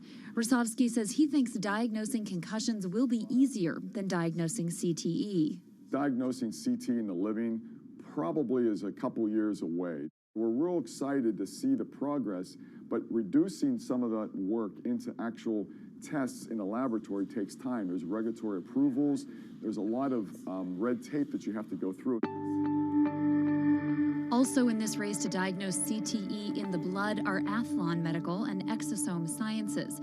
And New York's Mount Sinai Hospital is scanning for the disease in the living. But it's just one step in a series of questions for those with serious head trauma. There's still no cure for CTE. Even if we had a great idea for a treatment, there's no way to test whether it's effective or not. So that's the enormous advance that we'll get if we can develop a biomarker for this disease. In Boston, Ann Mostu, Bloomberg News.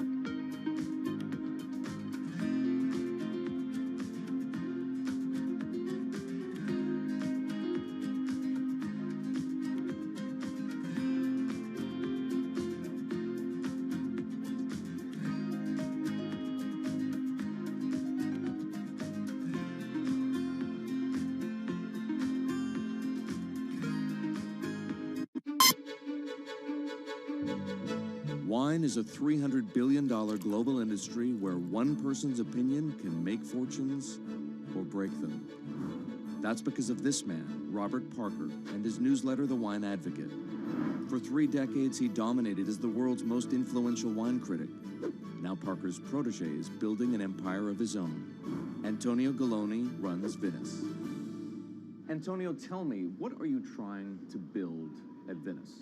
Well, at Venice, we started with the idea in 2013 of building a world-class platform. We have a database of about 250,000 professionally written reviews. On Delectable, we have 7 million user reviews. Through Delectable, we also have a partnership with Whole Foods and several other partnerships that we can't announce just yet. And when you put that all together, what we have is something that no other company in our space can even come close to. Do you think of yourself as the next Parker? Not at all. Why? Because Steve Jobs said you can't live your life trying to be somebody else. So he's one of my biggest influences, and I've never wanted to be a replica of somebody else because a replica is never as good as the original. Bob is a genius, fantastic, one of a kind.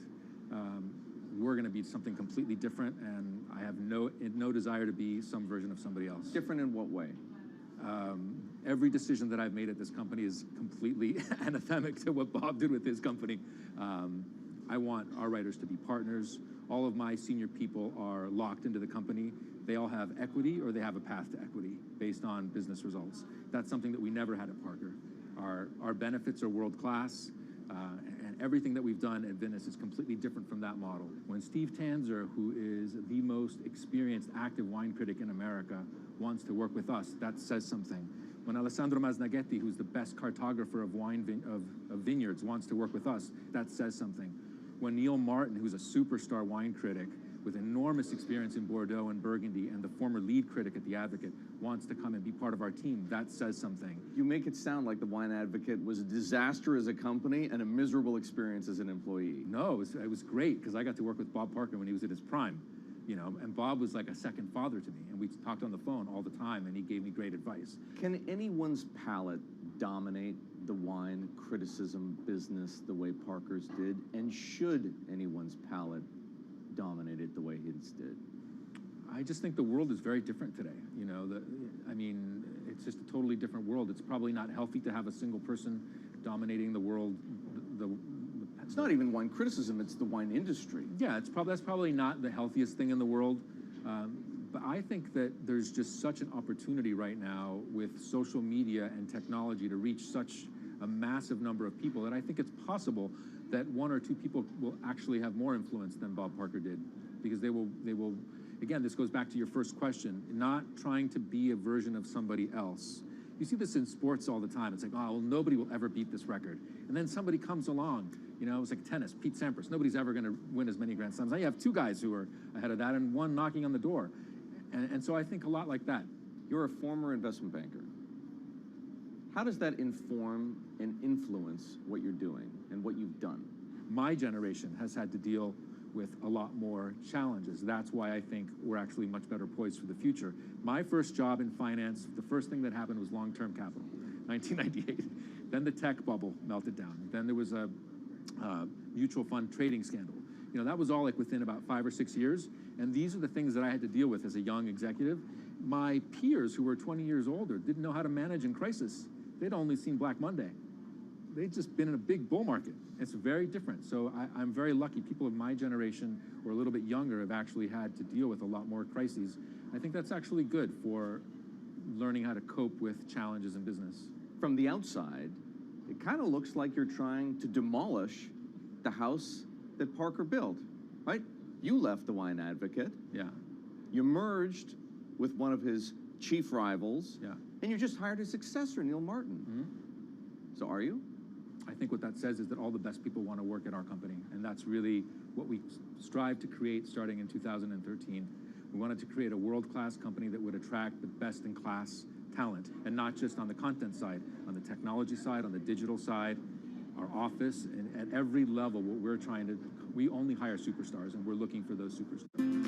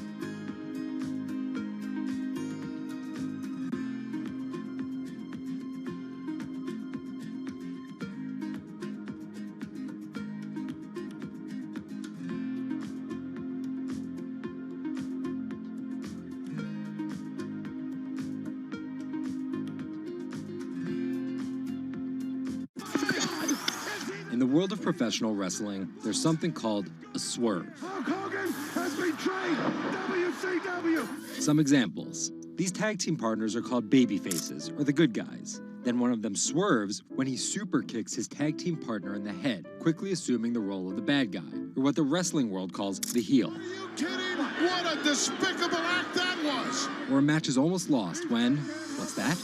The superstar wrestler appears out of nowhere sprinting down the aisle to save the match. That's the Warriors music! It's the Ultimate Warrior! That's a swerve. So it should go as no surprise that World Wrestling Entertainment, known as the WWE, the most popular brand of sports entertainment in the world, is prepared for any swerves that come their way. So here's the story of how the WWE learned to see the swerve coming.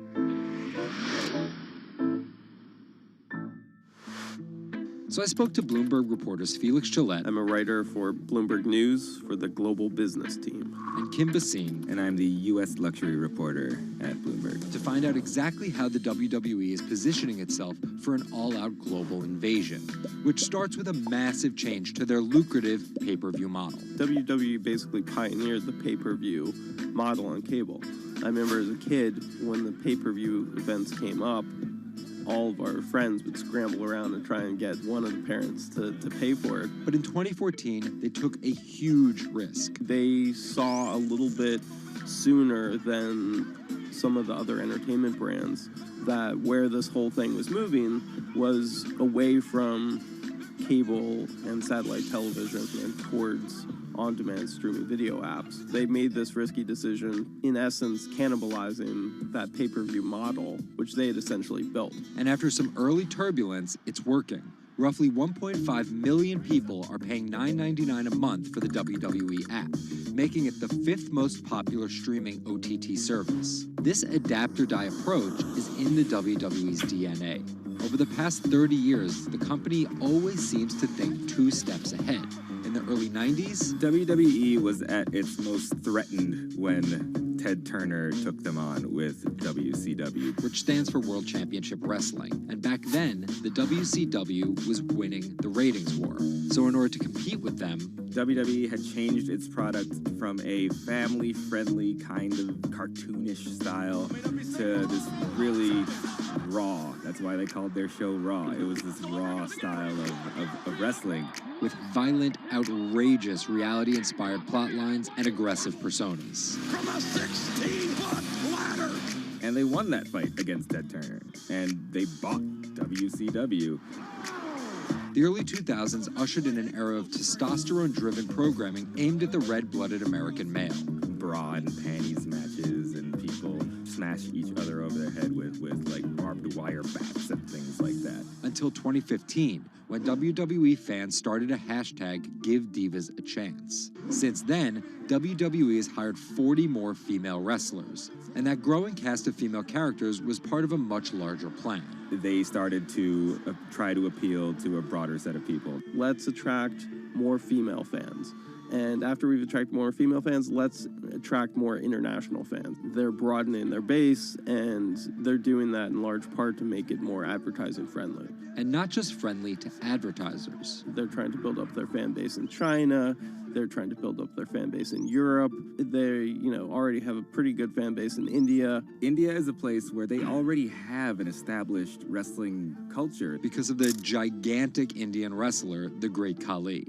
But there's still a lot of work to do. While the WWE set a revenue record in 2017, only 30% of it is coming from an overseas audience. And there's one person whose responsibility is to grow that number. The buck eventually stops at Vince McMahon, no matter what's happening within WWE. Yeah, he's a very controlling guy, and it's a very, very, very tightly scripted company. And that goes all the way down the board to big stars' entrance music. And their outfits and things like that. So with a CEO like McMahon always planning 2 moves ahead and an aggressive push into multiple international markets, a big issue is money. It's hard to do all those things simultaneously without committing a huge amount of capital to it. And that's where the WWE becomes an attractive company for buyers. Potentially, one thing that could happen with WWE is they could benefit by being acquired by a bigger technology or telecom company, an Amazon or Facebook or a 21st Century Fox. So with a market cap of $2.8 billion, the advantage of owning 100% of their own content, and a rapid consolidation spreading throughout the entertainment industry, it looks like the WWE is well positioned, even if there are swerves.